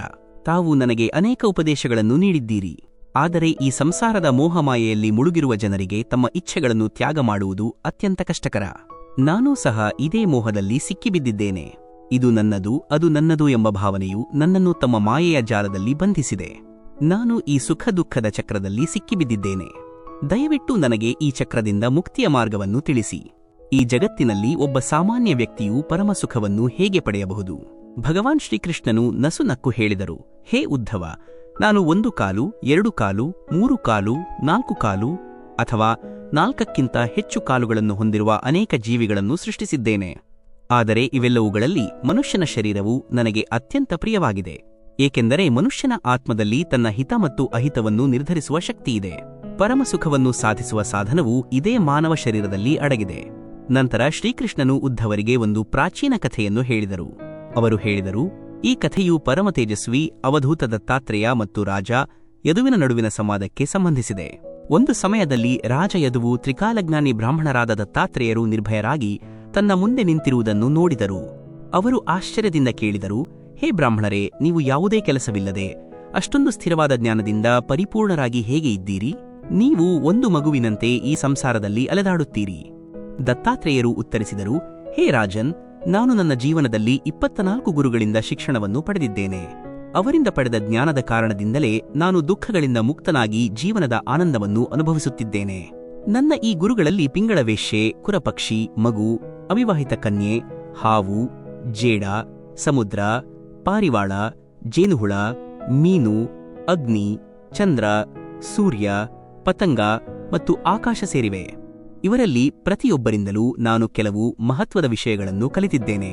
ಮೊದಲಿಗೆ ನಾನು ನಿನಗೆ ಪಿಂಗಳ ವೇಶ್ಯೆಯಿಂದ ಕಲಿತ ವಿಷಯವನ್ನು ಹೇಳುತ್ತೇನೆ. ಅವಧೂತ ದತ್ತಾತ್ರೇಯರ 24 ಗುರುಗಳಿಂದ ಪಾಠಗಳು. ದತ್ತಾತ್ರೇಯರು ಪಿಂಗಳ ವೇಶ್ಯೆಯ ಕಥೆಯನ್ನು ಹೇಳಿದರು. ಪ್ರಾಚೀನ ಕಾಲದಲ್ಲಿ ವಿದೇಹ ನಗರವಾದ ಮಿಥಿಲೆಯಲ್ಲಿ ಪಿಂಗಳ ಎಂಬ ಹೆಸರಿನ ಒಬ್ಬ ವೇಶ್ಯೆ ವಾಸಿಸುತ್ತಿದ್ದಳು. ಅವಳು ತನ್ನ ಸೌಂದರ್ಯಕ್ಕಾಗಿ ಪ್ರಸಿದ್ಧಳಾಗಿದ್ದಳು. ಒಂದು ರಾತ್ರಿ ಹಣ ಗಳಿಸುವ ಆಸೆಯಿಂದ ಪಿಂಗಳಳು ಸುಂದರವಾಗಿ ಅಲಂಕರಿಸಿಕೊಂಡು ತನ್ನ ಮನೆಯ ಬಾಗಿಲಲ್ಲಿ ನಿಂತು ಯಾವುದಾದರೂ ಶ್ರೀಮಂತ ವ್ಯಕ್ತಿಯ ಬರುವಿಕೆಗಾಗಿ ಕಾಯುತ್ತಿದ್ದಳು. ಅವನೊಂದಿಗೆ ಸಂಬಂಧ ಬೆಳೆಸಿ ಧನವನ್ನು ಗಳಿಸಬೇಕು ಎಂಬುದು ಅವಳ ಆಸೆಯಾಗಿತ್ತು. ಪುರುಷರು ಬಂದು ಹೋಗುವ ದಾರಿಯನ್ನು ನೋಡುತ್ತಾ ಅರ್ಧರಾತ್ರಿ ಕಳೆಯಿತು. ಆದರೆ ಯಾರೂ ಅವಳ ಬಳಿ ಬರಲಿಲ್ಲ. ಆಯಾಸ ಮತ್ತು ನಿರಾಶೆಯಿಂದ ತುಂಬಿದ ಪಿಂಗಳಳಿಗೆ ಇದ್ದಕ್ಕಿದ್ದಂತೆ ಒಂದು ವೈರಾಗ್ಯದ ಭಾವನೆ ಉಂಟಾಯಿತು. ಅವಳು ತನ್ನ ಮನಸ್ಸಿನಲ್ಲಿ ಉದ್ಭವಿಸಿದ ವಿಚಾರಗಳನ್ನು ಹಾಡಿನ ರೂಪದಲ್ಲಿ ವ್ಯಕ್ತಪಡಿಸಿದಳು. ಆ ಹಾಡನ್ನು ನಾನು ನಿನಗೆ ಹೇಳುತ್ತೇನೆ. ಪಿಂಗಳಳು ಹೇಳಿದಳು, ಅಯ್ಯೋ, ನಾನು ಇಂದ್ರಿಯಗಳ ದಾಸಿಯಾಗಿಬಿಟ್ಟೆ. ಈ ಕ್ಷುಲ್ಲಕ ಪುರುಷರ ಧನ ಮತ್ತು ಸುಖದ ಆಸೆಯಿಂದ ನಾನು ಎಷ್ಟು ಕುರುಡಿಯಾಗಿಬಿಟ್ಟೆ. ನಾನು ಈ ದುಷ್ಟ ಪುರುಷರಿಂದ ಹಣವನ್ನು ನಿರೀಕ್ಷಿಸುತ್ತೇನೆ, ಆದರೆ ಇವರಲ್ಲಿ ಸ್ಥಿರತೆ ಮತ್ತು ಸಂತೋಷದ ಯಾವುದೇ ಆಧಾರವೇ ಇಲ್ಲ. ನಾನು ಎಷ್ಟೊಂದು ಮೂರ್ಖಳು. ನನ್ನೊಳಗೆ ನನ್ನ ನಿಜವಾದ ಸ್ವಾಮಿ ಪರಮಾತ್ಮನು ನೆಲೆಸಿದ್ದಾನೆ. ಅವನು ನನಗೆ ನಿಜವಾದ ಪ್ರೀತಿ ಮತ್ತು ಪರಮಾನಂದವನ್ನು ನೀಡಬಲ್ಲನು. ಆದರೆ ನಾನು ಈ ಕ್ಷಣಿಕ ಸಂಬಂಧಗಳ ಕಡೆಗೆ ನೋಡುತ್ತಿದ್ದೇನೆ. ಈ ಪುರುಷರು ನನಗೆ ಎಂದಿಗೂ ನಿಜವಾದ ಸುಖವನ್ನು ನೀಡಲು ಸಾಧ್ಯವಿಲ್ಲ. ಬದಲಿಗೆ ಅವರು ನನಗೆ ದುಃಖ, ಭಯ, ರೋಗ, ಶೋಕ ಮತ್ತು ಮೋಹಕ್ಕೆ ಕಾರಣರಾಗುತ್ತಾರೆ. ಪಿಂಗಳಳು ಮುಂದುವರಿಸಿ ಹೇಳಿದಳು, ನಾನು ಈ ನಿಂದನೀಯ ವೇಶ್ಯಾವೃತ್ತಿಯನ್ನು ಆಶ್ರಯಿಸಿದ್ದು ಎಷ್ಟು ದುಃಖಕರ ಮತ್ತು ನನ್ನ ಶರೀರ ಹಾಗೂ ಮನಸ್ಸನ್ನು ಅನಾವಶ್ಯಕವಾಗಿ ಪೀಡಿಸಿದೆ. ನಾನು ಎಷ್ಟು ಮೂರ್ಖಳು ಪರಮಾತ್ಮನ ನಿವಾಸವಾಗಿರುವ ಈ ದೇಹವನ್ನು ಕ್ಷಣಿಕ ಸುಖಗಳಿಗಾಗಿ ಮಾರುತ್ತಿದ್ದೆ. ನಾನು ಯಾವ ದೇಹವನ್ನು ನನ್ನದೆಂದು ಭಾವಿಸಿದ್ದೆನೋ ಅದು ಕೇವಲ ಮೂಳೆಗಳು, ಚರ್ಮ, ಕೂದಲು ಮತ್ತು ಉಗುರುಗಳ ಒಂದು ಶಿಥಿಲವಾದ ಮನೆಯಾಗಿದೆ. ಇದರಲ್ಲಿ 9 ದ್ವಾರಗಳಿದ್ದು ಅವುಗಳಿಂದ ನಿರಂತರವಾಗಿ ಕೊಳಕು ಹೊರಬರುತ್ತಿರುತ್ತದೆ ಮತ್ತು ಇದರಲ್ಲಿ ಮಲಮೂತ್ರವನ್ನು ಹೊರತುಪಡಿಸಿ ಏನೂ ಸಂಗ್ರಹವಾಗಿಲ್ಲ. ಈ ಕ್ಷಣಿಕ ಶರೀರವನ್ನು ಸುಖದ ಮೂಲವೆಂದು ಭಾವಿಸುವ ನನ್ನಂತಹ ಮೂರ್ಖರು ಬೇರೆ ಯಾರಿದ್ದಾರೆ? ಈ ಸಂಸಾರದಲ್ಲಿ ನನಗಿಂತ ಹೆಚ್ಚು ದುರಾದೃಷ್ಟವಂತರು ಯಾರೂ ಇಲ್ಲ, ಏಕೆಂದರೆ ನಾನು ಅವಿನಾಶಿ ಪರಮಾತ್ಮನನ್ನು ಬಿಟ್ಟು ಈ ನಶ್ವರ ಸುಖಗಳ ಹುಡುಕಾಟದಲ್ಲಿ ಅಲೆದಾಡುತ್ತಿದ್ದೆ. ನನ್ನೊಳಗೆ ನೆಲೆಸಿರುವ ಪ್ರಭುವೇ ನನ್ನ ನಿಜವಾದ ಹಿತೈಷಿ, ನನ್ನ ಪ್ರಿಯತಮ ಮತ್ತು ನನ್ನ ನಿಜವಾದ ಸಂಗಾತಿ. ಇನ್ನು ಮುಂದೆ ನಾನು ನನ್ನನ್ನು ಪ್ರಭುವಿಗೆ ಅರ್ಪಿಸಿ ಅವರನ್ನು ನನ್ನ ಜೀವನದ ಆಧಾರವನ್ನಾಗಿ ಮಾಡಿಕೊಳ್ಳುತ್ತೇನೆ. ಲಕ್ಷ್ಮೀದೇವಿಯು ಅವರೊಂದಿಗೆ ಇರುವಂತೆ ನಾನು ಸಹ ಅವರೊಂದಿಗೆ ವಾಸಿಸುತ್ತೇನೆ. ಈಗ ನನಗೆ ಅರ್ಥವಾಗಿದೆ, ನನ್ನ ನಿಜವಾದ ಪ್ರೀತಿ ಮತ್ತು ನಿಜವಾದ ಸುಖ ಕೇವಲ ಪ್ರಭುವಿನಲ್ಲಿ ಮಾತ್ರ ಅಡಗಿದೆ. ಆ ವೇಶ್ಯೆಯು ತನ್ನ ಮನಸ್ಸಿಗೆ ಹೇಳಿದಳು, ಹೇ ನನ್ನ ಮೂರ್ಖ ಮನಸ್ಸೇ, ಹೇಳು, ಈ ಸಂಸಾರದ ದುಷ್ಟಪುರುಷರು ನಿನಗೆ ಎಷ್ಟು ಸುಖ ನೀಡಿದ್ದಾರೆ? ಅರೆ ಮೂರ್ಖ ಮನಸ್ಸೇ, ಆ ಪುರುಷರು ಸ್ವತಃ ಹುಟ್ಟುತ್ತಾರೆ ಮತ್ತು ಸಾಯುತ್ತಾ ಇರುತ್ತಾರೆ. ನೀನು ಅವರ ಹಿಂದೆ ಏಕೆ ಓಡಿದೆ? ದೇವತೆಗಳು ಸಹ ಭೋಗವಿಲಾಸ ಮಾಡಿ ತಮ್ಮ ಪತ್ನಿಯರನ್ನು ಸಂತುಷ್ಟಪಡಿಸಿದ್ದಾರೆಯೇ? ಆ ದೇವತೆಗಳು ಸಹ ಕಾಲದ ಗುಂಡಿಯಲ್ಲಿ ಬಿದ್ದು ನರಳುತ್ತಿದ್ದಾರೆ. ಇಂದು ನನಗೆ ವೈರಾಗ್ಯವೂ ಬಂದಿದೆ. ಇದರಿಂದ ನನಗೆ ಅನಿಸುತ್ತಿದೆ, ನನ್ನ ಯಾವುದೋ ಶುಭಕರ್ಮದಿಂದ ಭಗವಾನ್ ವಿಷ್ಣುವು ನನ್ನ ಮೇಲೆ ಪ್ರಸನ್ನರಾಗಿದ್ದಾರೆ. ಅದಕ್ಕಾಗಿಯೇ ನನಗೆ ಈ ರೀತಿಯ ವೈರಾಗ್ಯ ಉಂಟಾಗಿದೆ. ಈ ವೈರಾಗ್ಯವು ನನಗೆ ಎಷ್ಟು ಸುಖವನ್ನು ನೀಡುತ್ತಿದೆ. ಈಗ ನಾನು ದೇವರ ಈ ಉಪಕಾರವನ್ನು ಗೌರವಪೂರ್ವಕವಾಗಿ ಸ್ವೀಕರಿಸುತ್ತೇನೆ ಮತ್ತು ಶಾರೀರಿಕ ಸುಖಗಳನ್ನು ತ್ಯಾಗ ಮಾಡಿ ಆ ಜಗದೀಶ್ವರನ ಶರಣಿಗೆ ಹೋಗುತ್ತೇನೆ. ಇನ್ನು ಮುಂದೆ ನನಗೆ ನನ್ನ ಅದೃಷ್ಟಕ್ಕೆ ಅನುಗುಣವಾಗಿ ಏನು ಸಿಗುತ್ತದೆಯೋ ಅದರಿಂದಲೇ ಉದರ ನಿರ್ವಹಣೆ ಮಾಡುತ್ತೇನೆ ಮತ್ತು ಸಂತೋಷದಿಂದ ಜೀವನ ನಡೆಸುತ್ತೇನೆ. ಇನ್ನು ಮುಂದೆ ನಾನು ಬೇರೆ ಯಾವುದೇ ಪುರುಷನ ಕಡೆಗೆ ನೋಡುವುದಿಲ್ಲ ಮತ್ತು ಯಾವುದೇ ಪುರುಷನ ಕಾಮನೆಯನ್ನು ಮಾಡುವುದಿಲ್ಲ. ಇನ್ನು ಮುಂದೆ ನಾನು ಕೇವಲ ನನ್ನ ಹೃದಯದಲ್ಲಿ ನೆಲೆಸಿರುವ ಭಗವಾನ್ ವಿಷ್ಣುವಿನೊಂದಿಗೆ ವಿಹರಿಸುತ್ತೇನೆ. ಅವಧೂತ ದತ್ತಾತ್ರೇಯರು ರಾಜಯದುವಿಗೆ ಹೇಳಿದರು, ಹೇ ರಾಜನ್, ಈ ರೀತಿಯಲ್ಲಿ ಆ ಪಿಂಗಳ ವೇಶ್ಯೆಯು ನಿರ್ಧರಿಸಿ ಪರಪುರುಷರ ಮಿಲನದ ಆಸೆಯನ್ನು ತ್ಯಾಗ ಮಾಡಿದಳು. ಅವರಿಂದ ಹಣ ಪಡೆಯುವ ಬಯಕೆಯನ್ನು ಬಿಟ್ಟು ಶಾಂತ ಭಾವದಿಂದ ಭಗವಾನ್ ವಿಷ್ಣುವಿನ ಪೂಜೆಯಲ್ಲಿ ತೊಡಗಿದಳು. ತಕ್ಷಣವೇ ಅವಳಿಗೆ ನಿಜವಾದ ಸುಖದ ಪ್ರಾಪ್ತಿಯಾಯಿತು. ಅವಳ ಜೀವನದಿಂದ ಎಲ್ಲಾ ದುಃಖಗಳ ಅಂತ್ಯವಾಯಿತು ಮತ್ತು ಮರಣದ ನಂತರ ಅವಳಿಗೆ ವೈಕುಂಠಲೋಕದಲ್ಲಿ ಸ್ಥಾನ ಸಿಕ್ಕಿತು. ಹೇ ರಾಜನ್, ಮನುಷ್ಯರಿಗೆ ಯಾವ ವಸ್ತುಗಳು ಅತ್ಯಂತ ಪ್ರಿಯವಾಗಿರುತ್ತವೆಯೋ ಅವುಗಳನ್ನು ಸಂಗ್ರಹಿಸುವುದೇ ಅವರ ದುಃಖಕ್ಕೆ ಕಾರಣ. ಯಾವ ಮನುಷ್ಯನು ಬುದ್ಧಿವಂತನಾಗಿರುತ್ತಾನೆಯೋ ಅವನು ತನಗೆ ದುಃಖವನ್ನು ನೀಡುವ ವಸ್ತುಗಳನ್ನು ಸಂಗ್ರಹಿಸುವುದಿಲ್ಲ. ಅವನು ಮನಸ್ಸಿನಿಂದಲೂ ಆ ವಸ್ತುಗಳನ್ನು ಪಡೆಯುವ ಕಾಮನೆಯನ್ನು ಮಾಡುವುದಿಲ್ಲ. ಅವನಿಗೆ ಅನಂತ ಸುಖವು ಕೇವಲ ಪರಮಾತ್ಮನ ಭಕ್ತಿಯಿಂದಲೇ ದೊರೆಯುತ್ತದೆ. ಎರಡನೆಯ ಗುರು ಕುರಪಕ್ಷಿ, ದ ಸೆಕೆಂಡ್ ಗುರು, ದ ಕುರ್ಬರ್ಡ್. ಹೇ ರಾಜನ್, ಈಗ ನಾನು ನಿನಗೆ ನನ್ನ ಎರಡನೆಯ ಗುರುವಾದ ಕುರಪಕ್ಷಿಯ ಕಥೆಯನ್ನು ಹೇಳುತ್ತೇನೆ. ಒಂದು ಸಮಯದಲ್ಲಿ ಒಂದು ಕುರಪಕ್ಷಿಯ ಕೊಕ್ಕಿನಲ್ಲಿ ಮಾಂಸದ ತುಂಡು ಇತ್ತು. ಆ ಮಾಂಸದ ತುಂಡನ್ನು ನೋಡಿದ ಇನ್ನೊಂದು ಬಲಿಷ್ಠ ಪಕ್ಷಿಯು ಅದರ ಮೇಲೆ ಎರಗಿಬಿತ್ತು. ಅದನ್ನು ಸುತ್ತುವರೆದು ಆ ಮಾಂಸದ ತುಂಡನ್ನು ಕಸಿದುಕೊಳ್ಳಲು ತನ್ನ ಕೊಕ್ಕಿನಿಂದ ಅದನ್ನು ಚುಚ್ಚಲು ಶುರು ಮಾಡಿತು. ಆ ಕುರಪಕ್ಷಿಯ ಕೊಕ್ಕಿನಲ್ಲಿ ಮಾಂಸದ ತುಂಡು ಇರುವವರೆಗೆ ಅದು ದುಃಖ ಮತ್ತು ನೋವನ್ನು ಸಹಿಸಬೇಕಾಯಿತು. ಕುರಪಕ್ಷಿಯು ಆ ಮಾಂಸದ ತುಂಡನ್ನು ಕೆಳಗೆ ಎಸೆದ ತಕ್ಷಣ ಇತರ ಪಕ್ಷಿಗಳು ಆ ಮಾಂಸದ ತುಂಡನ್ನು ತೆಗೆದುಕೊಂಡು ಹಾರಿಹೋದವು ಮತ್ತು ಆ ಕುರಪಕ್ಷಿಗೆ ಸುಖ ಮತ್ತು ಶಾಂತಿ ದೊರೆಯಿತು. ಆದ್ದರಿಂದ ಹೇ ರಾಜನ್, ಯಾವುದೇ ವಸ್ತುವನ್ನು ಪಡೆಯುವುದು ಮತ್ತು ಅದನ್ನು ಪಡೆಯುವ ಕಾಮನೆಯನ್ನು ಮಾಡುವುದೇ ನಮಗೆ ದುಃಖವನ್ನು ನೀಡುತ್ತದೆ. ನಾವು ಅದನ್ನು ಬಿಟ್ಟು ಬಿಟ್ಟಾಗ ನಮಗೆ ಸುಖ ಪ್ರಾಪ್ತವಾಗುತ್ತದೆ. ಮೂರನೆಯ ಗುರು ಅವಿವಾಹಿತ ಕನ್ಯೆ, the third guru, the unmarried maiden. ಹೇ ರಾಜನ್, ಈಗ ನಾನು ನಿನಗೆ ನನ್ನ ಮೂರನೆಯ ಗುರುವಾದ ಅವಿವಾಹಿತ ಕನ್ಯೆಯ ಕಥೆಯನ್ನು ಹೇಳುತ್ತೇನೆ. ಒಂದು ಸಮಯದಲ್ಲಿ ಒಂದು ಅವಿವಾಹಿತ ಕನ್ಯೆಯ ಮನೆಯಲ್ಲಿ ಅವಳನ್ನು ವಿವಾಹವಾಗುವ ಉದ್ದೇಶದಿಂದ ಅನೇಕ ಪುರುಷರು ಬಂದಿದ್ದರು. ಆದರೆ ಆ ದಿನ ಅವಳ ಮನೆಯಲ್ಲಿ ಯಾರೂ ಇರಲಿಲ್ಲ. ಮನೆಯವರೆಲ್ಲರೂ ಹೊರಗೆ ಹೋಗಿದ್ದರು. ಆದ್ದರಿಂದ ಆ ಕನ್ಯೆಯು ಸ್ವತಃ ಅವರ ಅತಿಥಿ ಸತ್ಕಾರವನ್ನು ಮಾಡಿದಳು. ಆ ಕನ್ಯೆಯು ಅವರೆಲ್ಲರಿಗಾಗಿ ಅಡುಗೆ ಮಾಡಲು ಮನೆಯೊಳಗೆ ಏಕಾಂತದಲ್ಲಿ ಭತ್ತವನ್ನು ಕುಟ್ಟಲು ಶುರು ಮಾಡಿದಳು. ಆ ಸಮಯದಲ್ಲಿ ಅವಳ ಮಣಿಕಟ್ಟಿನಲ್ಲಿ ಅನೇಕ ಬಳೆಗಳಿದ್ದವು. ಆ ಬಳೆಗಳು ಜೋರಾಗಿ ಶಬ್ದ ಮಾಡುತ್ತಿದ್ದವು. ಬಳೆಗಳ ಆ ಶಬ್ದವು ಹೊರಗೆ ಕುಳಿತಿದ್ದ ಆ ಎಲ್ಲಾ ಜನರಿಗೆ ಕೇಳಿಸುತ್ತಿತ್ತು. ಇದರಿಂದ ಆ ಕನ್ಯೆಗೆ ತುಂಬಾ ನಾಚಿಕೆಯಾಯಿತು. ಆಗ ಅವಳು ಒಂದೊಂದಾಗಿ ಎಲ್ಲಾ ಬಳೆಗಳನ್ನು ಕೈಯಿಂದ ತೆಗೆದು ಹಾಕಿದಳು ಮತ್ತು ಮಣಿಕಟ್ಟಿನಲ್ಲಿ ಕೇವಲ 2 ಬಳೆಗಳನ್ನು ಮಾತ್ರ ಇರಿಸಿಕೊಂಡಳು. ಈಗ ಅವಳು ಮತ್ತೆ ಭತ್ತವನ್ನು ಕುಟ್ಟಲು ಶುರು ಮಾಡಿದಳು. ಆದರೂ ಆ 2 ಬಳೆಗಳು ಸಹ ಶಬ್ದ ಮಾಡಲು ಶುರು ಮಾಡಿದವು. ಆಗ ಅವಳು ಮತ್ತೆ ಒಂದೊಂದು ಬಳೆಯನ್ನು ತೆಗೆದು ಮುರಿದು ಹಾಕಿದಳು. ಆಗ 2 ಕೈಗಳಲ್ಲಿ ಒಂದೊಂದು ಬಳೆ ಮಾತ್ರ ಉಳಿದಿತ್ತು. ಆಗ ಯಾವುದೇ ರೀತಿಯ ಶಬ್ದವಾಗಲಿಲ್ಲ. ಹೇ ರಾಜನ್, ಆ ದೃಶ್ಯವನ್ನು ನೋಡಿ ನಾನು ಈ ಶಿಕ್ಷಣವನ್ನು ಪಡೆದೆ. ಅನೇಕ ಜನರು ಒಟ್ಟಿಗೆ ಇದ್ದಾಗ ಕಚ್ಚಾಟ ಉಂಟಾಗುತ್ತದೆ. ಇಬ್ಬರು ವ್ಯಕ್ತಿಗಳು ಜೊತೆಗಿದ್ದಾಗ ಸಂಭಾಷಣೆ ನಡೆಯುತ್ತದೆ ಮತ್ತು ವ್ಯಕ್ತಿ ಏಕಾಂತದಲ್ಲಿ ಇದ್ದಾಗ ಶಾಂತಿ ಇರುತ್ತದೆ ಮತ್ತು ಅವನು ತನ್ನ ಮನಸ್ಸನ್ನು ದೇವರ ಭಕ್ತಿಯಲ್ಲಿ ತೊಡಗಿಸುತ್ತಾನೆ. ಆದ್ದರಿಂದ ಮನುಷ್ಯನು ಆ ಅವಿವಾಹಿತ ಕನ್ಯೆಯ ಬಳೆಯಂತೆ ಏಕಾಂತದಲ್ಲಿಯೇ ವಿಹರಿಸಬೇಕು. 4ನೆಯ ಗುರು ಪೃಥ್ವಿ, ದಿ 4th ಗುರು ಅರ್ತ್. ಹೇ ರಾಜನ್, ಈಗ ನಾನು ನಿನಗೆ ನನ್ನ 4ನೆಯ ಗುರುವಾದ ಪೃಥ್ವಿಯ ಬಗ್ಗೆ ಹೇಳುತ್ತೇನೆ. ನಾನು ಭೂಮಿಯಿಂದ ಅದರ ಧೈರ್ಯ ಮತ್ತು ಕ್ಷಮೆಯ ಶಿಕ್ಷಣವನ್ನು ಪಡೆದಿದ್ದೇನೆ. ಜನರು ಭೂಮಿಗೆ ಎಷ್ಟು ಹೊಡೆತ ನೀಡುತ್ತಾರೆ, ಎಷ್ಟು ಗಾಯ ಮಾಡುತ್ತಾರೆ ಮತ್ತು ಏನೆಲ್ಲ ದುಷ್ಕೃತ್ಯಗಳನ್ನು ಮಾಡುತ್ತಾರೆ. ಆದರೂ ಭೂಮಿಯು ಯಾರಿಂದಲೂ ಪ್ರತೀಕಾರ ತೆಗೆದುಕೊಳ್ಳುವುದಿಲ್ಲ ಮತ್ತು ಅಳುವುದಿಲ್ಲ. ಧೀರ ಮನುಷ್ಯನು ತನ್ನ ಧೈರ್ಯವನ್ನು ಬಿಡಬಾರದು ಮತ್ತು ಕೋಪ ಮಾಡಿಕೊಳ್ಳಬಾರದು. ತನ್ನ ಮಾರ್ಗದಲ್ಲಿ ಮುಂದುವರಿಯುತ್ತಲೇ ಇರಬೇಕು. ಈ ಸಂಸಾರವು ಮೋಹಮಾಯೆಯಲ್ಲಿ ಸಿಕ್ಕಿಬಿದ್ದಿದೆ. ಅಹಂಕಾರ ಮತ್ತು ಅಸೂಯೆಯಿಂದ ಜನರು ನಿಮ್ಮ ಮೇಲೆ ನೋವುಂಟು ಮಾಡುತ್ತಾರೆ. ಆದರೆ ಮನುಷ್ಯನು ಶಾಂತ ಮತ್ತು ಸಂಯಮಿಯಾಗಿರಬೇಕು. 5ನೆಯ ಗುರು ಶರೀರದೊಳಗಿನ ವಾಯು, the 5th guru, the internal air. ಹೇ ರಾಜನ್, ಈಗ ನಾನು ನಿನಗೆ ನನ್ನ 5ನೆಯ ಗುರು ಶರೀರದೊಳಗಿರುವ ಪ್ರಾಣವಾಯುವಿನ ಬಗ್ಗೆ ಹೇಳುತ್ತೇನೆ. ನಾನು ದೇಹದೊಳಗಿನ ಪ್ರಾಣವಾಯುವಿನಿಂದ ಈ ಶಿಕ್ಷಣವನ್ನು ಪಡೆದಿದ್ದೇನೆ. ಅದು ಶರೀರದಲ್ಲಿ ಇದ್ದು ಆಹಾರದ ಬಯಕೆ ಇಟ್ಟುಕೊಳ್ಳುತ್ತದೆ ಮತ್ತು ಆಹಾರ ಸಿಕ್ಕಾಗ ಸಂತುಷ್ಟವಾಗುತ್ತದೆ. ಅದೇ ರೀತಿ ಸಾಧಕನು ಎಷ್ಟು ಅವಶ್ಯಕವೋ ಅಷ್ಟೇ ಆಹಾರ ಸೇವಿಸಬೇಕು. ಇಂದ್ರಿಯಗಳ ಆಸೆಯಿಂದ ಹೆಚ್ಚು ಆಹಾರ ಸೇವಿಸಬಾರದು. ಇದರ ಅರ್ಥ ಇಷ್ಟೇ: ಮನುಷ್ಯನು ವಸ್ತುಗಳ ಉಪಭೋಗವನ್ನು ಅಷ್ಟೇ ಮಾಡಬೇಕು. ಇದರಿಂದ ಅವನ ಬುದ್ಧಿಯು ವಿಕೃತವಾಗಬಾರದು, ಮನಸ್ಸು ಚಂಚಲವಾಗಬಾರದು ಮತ್ತು ಮಾತುಗಳಲ್ಲಿ ವ್ಯರ್ಥವಾದ ಮಾತುಗಳು ಸೇರಬಾರದು. 6ನೆಯ ಗುರು ಹೊರಗಿನ ವಾಯು, the 6th guru, the external air. ಶರೀರದ ಹೊರಗಿರುವ ವಾಯುವಿನಿಂದ ನಾನು ಇದನ್ನು ಕಲಿತಿದ್ದೇನೆ. ವಾಯುವು ಅನೇಕ ಸ್ಥಳಗಳಿಗೆ ಹೋಗಬೇಕಾಗುತ್ತದೆ, ಆದರೆ ಅದು ಯಾವುದೇ ಒಂದು ಸ್ಥಳದ ಕಡೆಗೆ ಆಸಕ್ತವಾಗುವುದಿಲ್ಲ. ಅದು ಇತರರ ಗುಣ ಮತ್ತು ದೋಷಗಳನ್ನು ತನ್ನದಾಗಿಸಿಕೊಳ್ಳುವುದಿಲ್ಲ. ಅದು ಎಂದಿಗೂ ಒಂದು ಸ್ಥಳದ ಆಸೆಯಿಂದ ಅಲ್ಲಿಯೇ ನಿಲ್ಲುವುದಿಲ್ಲ, ನಿರಂತರವಾಗಿ ಹರಿಯುತ್ತಲೇ ಇರುತ್ತದೆ. ಅದೇ ರೀತಿ ಮನುಷ್ಯನು ವಿವಿಧ ರೀತಿಯ ಧರ್ಮಕರ್ಮಗಳನ್ನು ಮಾಡಬೇಕು, ಆದರೆ ಯಾವುದೇ ಒಂದು ಸ್ಥಳಕ್ಕೆ ಆಸಕ್ತನಾಗಿ ಅಲ್ಲಿಯೇ ನಿಲ್ಲಬಾರದು. ಅವನು ತನ್ನ ಗುರಿಯ ಕಡೆಗೆ ಸಾಗುತ್ತಲೇ ಇರಬೇಕು. ಯಾರ ರೂಪ ಸೌಂದರ್ಯವನ್ನು ನೋಡಿ ಅಥವಾ ಗುಣವನ್ನು ನೋಡಿ ಅದರ ಕಡೆಗೆ ಆಕರ್ಷಿತನಾಗಬಾರದು ಮತ್ತು ದೋಷಗಳನ್ನು ನೋಡಿ ಅವರನ್ನು ತಿರಸ್ಕರಿಸಬಾರದು. ಪರಿಮಳವು ಗಾಳಿಯಲ್ಲಿ ಇರುವುದಿಲ್ಲ, ವಸ್ತುಗಳಲ್ಲಿ ಇರುತ್ತದೆ. ಆದರೆ ಗಾಳಿಯು ಪರಿಮಳವನ್ನು ಹೊತ್ತುಕೊಂಡು ಹೋಗುತ್ತದೆ. ಹಾಗೆ ಮಾಡಿದರೂ ಗಾಳಿಯು ಯಾವಾಗಲೂ ಶುದ್ಧವಾಗಿ ಉಳಿಯುತ್ತದೆ. ಪರಿಮಳದ ಸಂಪರ್ಕದಿಂದ ಅದು ಮಲಿನವಾಗುವುದಿಲ್ಲ. ಅದೇ ರೀತಿ ಆತ್ಮವು ಈ ದೇಹದೊಂದಿಗೆ ಸಂಬಂಧದಲ್ಲಿರುವವರೆಗೆ ಅದು ದುಃಖ, ರೋಗ, ನೋವು ಮತ್ತು ಪೀಡೆಗಳ ಬಾಧೆಯನ್ನು ಸಹಿಸಬೇಕಾಗುತ್ತದೆ. ಆದರೆ ಆತ್ಮಕ್ಕೆ ಯಾವುದೇ ನೋವು ಇರುವುದಿಲ್ಲ. ಯಾವ ಮನುಷ್ಯನು ತನ್ನನ್ನು ಆತ್ಮರೂಪದಲ್ಲಿ ನೋಡುತ್ತಾನೆಯೋ ಅವನು ಸದಾ ಆನಂದದಲ್ಲಿ ಇರುತ್ತಾನೆ.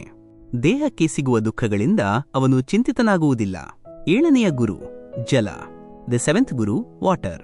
ಹೇ ರಾಜನ್, ಈಗ ನಾನು ನಿನಗೆ ನನ್ನ 7ನೆಯ ಗುರು ಜಲದ ಬಗ್ಗೆ ಹೇಳುತ್ತೇನೆ. ನೀರು ಸ್ವಭಾವದಿಂದಲೇ ಎಷ್ಟು ಸ್ವಚ್ಛ, ಶುದ್ಧ, ಮಧುರ ಮತ್ತು ಪವಿತ್ರವಾಗಿರುತ್ತದೆ ಮತ್ತು ಗಂಗಾ ಮುಂತಾದ ತೀರ್ಥಗಳಲ್ಲಿ ಅದನ್ನು ಸ್ಪರ್ಶಿಸುವುದರಿಂದಲೇ ಜನರು ಪವಿತ್ರರಾಗುತ್ತಾರೆ. ಅದೇ ರೀತಿ ಮನುಷ್ಯನು ಸಹ ಸ್ವಭಾವದಿಂದ ಶುದ್ಧ ಮತ್ತು ಪವಿತ್ರವಾಗಿರಬೇಕು. ಯಾರು ನೀರಿನಿಂದ ಈ ಶಿಕ್ಷಣವನ್ನು ಪಡೆಯುತ್ತಾರೋ ಅವರು ಕೇವಲ ತಮ್ಮ ದರ್ಶನ ಮತ್ತು ಸ್ಪರ್ಶದಿಂದಲೇ ಜನರನ್ನು ಪವಿತ್ರಗೊಳಿಸುತ್ತಾರೆ. 8ನೆಯ ಗುರು ಅಗ್ನಿ, ದಿ 8th ಗುರು ಫೈರ್. ಹೇ ರಾಜನ್, ಈಗ ನಾನು ನಿನಗೆ ನನ್ನ 8ನೆಯ ಗುರು ಅಗ್ನಿಯ ವಿಷಯದಲ್ಲಿ ಹೇಳುತ್ತೇನೆ. ನಾನು ಅಗ್ನಿಯಿಂದ ಈ ಶಿಕ್ಷಣವನ್ನು ಪಡೆದಿದ್ದೇನೆ. ಅದು ಎಷ್ಟು ತೇಜಸ್ವಿ ಮತ್ತು ಜ್ಯೋತಿರ್ಮಯವಾಗಿದೆ. ಯಾರೂ ಅದನ್ನು ತಮ್ಮ ಬಲದಿಂದ ಅದುಮಿಡಲು ಸಾಧ್ಯವಿಲ್ಲ. ಅದು ತನ್ನ ಬಳಿ ಸಂಗ್ರಹಕ್ಕಾಗಿ ಯಾವುದೇ ಪಾತ್ರೆಯನ್ನು ಇಟ್ಟುಕೊಳ್ಳುವುದಿಲ್ಲ. ಎಲ್ಲವನ್ನೂ ತನ್ನ ಹೊಟ್ಟೆಯಲ್ಲಿ ಇಟ್ಟುಕೊಳ್ಳುತ್ತದೆ ಮತ್ತು ಅದು ಯಾವುದೇ ವಸ್ತುವನ್ನು ಭಕ್ಷಿಸಿದರೂ ಅದು ಮಲಿನವಾಗುವುದಿಲ್ಲ. ಎಲ್ಲವೂ ಅದರಲ್ಲಿ ಸುಟ್ಟು ಭಸ್ಮವಾಗುತ್ತದೆ. ಅದೇ ರೀತಿ ಮನುಷ್ಯನು ಯಾವುದೇ ವಸ್ತುವನ್ನು ಸಂಗ್ರಹಿಸಬಾರದು. ವಸ್ತುಗಳ ಉಪಭೋಗ ಮಾಡುತ್ತಾ ಇಂದ್ರಿಯಗಳನ್ನು ವಶದಲ್ಲಿಟ್ಟುಕೊಂಡು ಮುಂದೆ ಸಾಗುತ್ತಲೇ ಇರಬೇಕು. ಇತರರ ದೋಷಗಳನ್ನು ಗ್ರಹಿಸಿದರೂ ಸಹ ಅದನ್ನು ಅಗ್ನಿಯಂತೆ ಸುಟ್ಟು ನಾಶಪಡಿಸಬೇಕು. 9ನೆಯ ಗುರು ಸೂರ್ಯ, ದಿ 9th ಗುರು ಸನ್. ಹೇ ರಾಜನ್, ಈಗ ನಾನು ನಿನಗೆ ನನ್ನ 9ನೆಯ ಗುರು ಸೂರ್ಯನ ವಿಷಯದಲ್ಲಿ ಹೇಳುತ್ತೇನೆ. ನಾನು ಸೂರ್ಯನಿಂದ ಈ ಶಿಕ್ಷಣವನ್ನು ಪಡೆದಿದ್ದೇನೆ. ಅದು ತನ್ನ ಕಿರಣಗಳಿಂದ ಭೂಮಿಯ ನೀರನ್ನು ಹೀರಿಕೊಳ್ಳುತ್ತದೆ ಮತ್ತು ಸಮಯ ಬಂದಾಗ ಮಳೆಯ ರೂಪದಲ್ಲಿ ಹಿಂತಿರುಗಿಸುತ್ತದೆ. ಅದೇ ರೀತಿ ಮನುಷ್ಯನು ಸಂಸಾರದಲ್ಲಿ ವಸ್ತುಗಳು ಮತ್ತು ಭೋಗಗಳನ್ನು ಸ್ವೀಕರಿಸಬೇಕು ಮತ್ತು ಸಮಯ ಬಂದಾಗ ಅವುಗಳನ್ನು ತ್ಯಾಗ ಮಾಡಬೇಕು. ಯಾವುದೇ ವಸ್ತುವಿನ ಬಗ್ಗೆ ಅತಿಯಾದ ಆಸಕ್ತಿಯನ್ನು ಇಟ್ಟುಕೊಳ್ಳಬಾರದು. 10ನೆಯ ಗುರು ಚಂದ್ರ, ದ 10th ಗುರು ಮೂನ್. ಹೇ ರಾಜನ್, ಈಗ ನಾನು ನಿನಗೆ ನನ್ನ 10ನೆಯ ಗುರು ಚಂದ್ರನ ವಿಷಯದಲ್ಲಿ ಹೇಳುತ್ತೇನೆ. ನಾನು ಚಂದ್ರನಿಂದ ಇದನ್ನು ಕಲಿತಿದ್ದೇನೆ. ಚಂದ್ರನ ಕಲೆಗಳು ಕಡಿಮೆಯಾಗುತ್ತವೆ ಮತ್ತು ಹೆಚ್ಚಾಗುತ್ತವೆ, ಆದರೆ ಚಂದ್ರನು ಮಾತ್ರ ಹಾಗೆಯೇ ಉಳಿಯುತ್ತಾನೆ. ಅವನ ಆಕಾರವು ಕಡಿಮೆಯಾಗುವುದಿಲ್ಲ ಅಥವಾ ಹೆಚ್ಚಾಗುವುದಿಲ್ಲ. ಅದೇ ರೀತಿ ಮನುಷ್ಯನ ಜೀವನದಲ್ಲಿ ಬಾಲ್ಯದಿಂದ ಮುಪ್ಪಿನವರೆಗೆ ಅನೇಕ ಅವಸ್ಥೆಗಳು ಬರುತ್ತವೆ. ಆದರೆ ಇವುಗಳಿಂದ ಅವನ ಆತ್ಮದ ಮೇಲೆ ಯಾವುದೇ ಪರಿಣಾಮ ಬೀರುವುದಿಲ್ಲ. ಆದ್ದರಿಂದ ಇದರ ಬಗ್ಗೆ ಶೋಕಿಸಬಾರದು. 11ನೆಯ ಗುರು ಪಾರಿವಾಳ, ದಿ 11th ಗುರು ಪಿಜನ್. ಹೇ ರಾಜನ್, ಈಗ ನಾನು ನಿನಗೆ ನನ್ನ 11ನೆಯ ಗುರು ಪಾರಿವಾಳದ ಬಗ್ಗೆ ಹೇಳುತ್ತೇನೆ. ಒಂದು ಸಮಯದಲ್ಲಿ ಒಂದು ಕಾಡಿನಲ್ಲಿ ಗಂಡು ಮತ್ತು ಹೆಣ್ಣು ಪಾರಿವಾಳಗಳು ತಮ್ಮ ಮಕ್ಕಳೊಂದಿಗೆ ಒಂದು ಮರದ ಮೇಲೆ ವಾಸಿಸುತ್ತಿದ್ದವು. ಒಂದು ದಿನ ಗಂಡು ಮತ್ತು ಹೆಣ್ಣು ಪಾರಿವಾಳಗಳು ತಮ್ಮ ಮಕ್ಕಳಿಗೆ ಆಹಾರ ತರಲು ಕಾಡಿಗೆ ಹೋದವು. ಆಗ ಒಬ್ಬ ಬೇಟೆಗಾರನು ಅವುಗಳ ಗೂಡಿನ ಬಳಿ ಬಂದು ಆ ಪಾರಿವಾಳದ ಮರಿಗಳನ್ನು ಬಲೆಯಲ್ಲಿ ಸಿಕ್ಕಿಸಿಬಿಟ್ಟನು. ಆ ಗಂಡು ಮತ್ತು ಹೆಣ್ಣು ಪಾರಿವಾಳಗಳು ಮರಳಿ ಬಂದಾಗ ತಮ್ಮ ಮಕ್ಕಳು ಬೇಟೆಗಾರನ ಬಲೆಯಲ್ಲಿ ಸಿಕ್ಕಿರುವುದನ್ನು ನೋಡಿದವು. ಆಗ ಆ ಗಂಡು ಮತ್ತು ಹೆಣ್ಣು ಪಾರಿವಾಳಗಳು ತಮ್ಮ ಮಕ್ಕಳ ದುಃಖದ ಸ್ಥಿತಿಯನ್ನು ನೋಡಿ ಬಹಳ ದುಃಖಿತವಾಗಿ ಚಡಪಡಿಸಲು ಶುರು ಮಾಡಿದವು. ಅವು ತಮ್ಮ ಚಿಕ್ಕ ಮಕ್ಕಳನ್ನು ನೋಡಿ ಅಳುತ್ತವೆ, ನರಳುತ್ತವೆ. ಆದರೆ ಏನನ್ನೂ ಮಾಡಲು ಸಾಧ್ಯವಾಗುವುದಿಲ್ಲ. ತಮ್ಮ ಕುಟುಂಬದ ಮೋಹಮಾಯೆಯಲ್ಲಿ ಸಿಕ್ಕಿಬಿದ್ದ ಆ 2 ಪಾರಿವಾಳಗಳು ಸ್ವತಃ ಆ ಬೇಟೆಗಾರನ ಬಲೆಗೆ ಹಾರಿಕೊಂಡು ಹೋಗುತ್ತವೆ. ಆ ಬೇಟೆಗಾರನು ಕ್ರೂರನಾಗಿದ್ದನು. ಅವನು ಅವುಗಳನ್ನು ಹಿಡಿದು ತೆಗೆದುಕೊಂಡು ಹೋಗುತ್ತಾನೆ. ಹೇ ರಾಜನ್, ಯಾವ ಮನುಷ್ಯನು ಕುಟುಂಬದ ಮೋಹಮಾಯೆಯಲ್ಲಿ ಸಿಕ್ಕಿಬೀಳುತ್ತಾನೆಯೋ ಅವನು ತನ್ನ ಸುಖಬುದ್ಧಿಯನ್ನು ಕಳೆದುಕೊಳ್ಳುತ್ತಾನೆ. ಅವನಿಗೆ ಎಂದಿಗೂ ಶಾಂತಿ ಸಿಗುವುದಿಲ್ಲ ಮತ್ತು ಅವನು ಕುಟುಂಬದೊಂದಿಗೆ ಕಷ್ಟವನ್ನು ಅನುಭವಿಸುತ್ತಾನೆ. 12ನೆಯ ಗುರು ಸಮುದ್ರ, ದ 12th ಗುರು ಓಷನ್. ಹೇ ರಾಜನ್, ಈಗ ನಾನು ನಿನಗೆ ನನ್ನ 12ನೆಯ ಗುರು ಸಮುದ್ರದ ಬಗ್ಗೆ ಹೇಳುತ್ತೇನೆ. ಸಮುದ್ರದಿಂದ ನಾನು ಇದನ್ನು ಕಲಿತಿದ್ದೇನೆ. ಮನುಷ್ಯನು ಸದಾ ಪ್ರಸನ್ನ ಮತ್ತು ಗಂಭೀರವಾಗಿರಬೇಕು. ಉಬ್ಬರವಿಳಿತ ಮತ್ತು ಅಲೆಗಳಿಲ್ಲದ ಸಮುದ್ರವು ಹೇಗೆ ಶಾಂತವಾಗಿರುತ್ತದೆಯೋ ಹಾಗೆಯೇ ಮನುಷ್ಯನು ಇರಬೇಕು.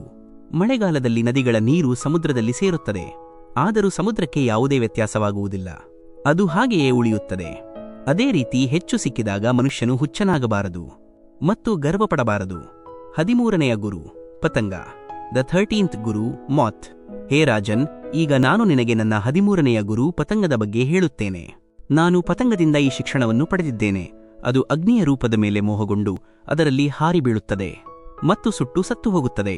ಅದೇ ರೀತಿ ತನ್ನ ಇಂದ್ರಿಯಗಳನ್ನು ವಶದಲ್ಲಿ ಇಟ್ಟುಕೊಳ್ಳದ ಪುರುಷನು ಸ್ತ್ರೀಯನ್ನು ನೋಡಿದಾಗ ಅವಳ ಮೇಲೆ ಮೋಹಗೊಂಡು ಬಿಡುತ್ತಾನೆ ಮತ್ತು ಘೋರವಾದ ಕತ್ತಲೆಯಲ್ಲಿ ನರಕದಲ್ಲಿ ಬಿದ್ದು ತನ್ನ ಸರ್ವನಾಶವನ್ನು ಮಾಡಿಕೊಳ್ಳುತ್ತಾನೆ. 14ನೆಯ ಗುರು ಮೀನು, ದಿ 14th ಗುರು ಫಿಶ್. ಹೇ ರಾಜನ್, ಈಗ ನಾನು ನಿನಗೆ ನನ್ನ 14ನೆಯ ಗುರು ಮೀನಿನ ವಿಷಯದಲ್ಲಿ ಹೇಳುತ್ತೇನೆ. ಒಂದು ಮೀನು ಹೇಗೆ ಕೊಂಡಿಯಲ್ಲಿ ಸಿಕ್ಕಿದ ಮಾಂಸದ ತುಂಡಿನ ಆಸೆಯಿಂದ ತನ್ನ ಪ್ರಾಣವನ್ನು ಕಳೆದುಕೊಳ್ಳುತ್ತದೆಯೋ ಅದೇ ರೀತಿ ರುಚಿಯ ಆಸೆಯು ಮನುಷ್ಯನಿಗೂ ತನ್ನ ಪ್ರಾಣವನ್ನು ಕಳೆದುಕೊಳ್ಳುವಂತೆ ಮಾಡುತ್ತದೆ. ಮನುಷ್ಯನು ತನ್ನ ನಾಲಿಗೆಯ ಮೇಲೆ ಸಂಯಮವನ್ನು ಇಟ್ಟುಕೊಳ್ಳಬೇಕು.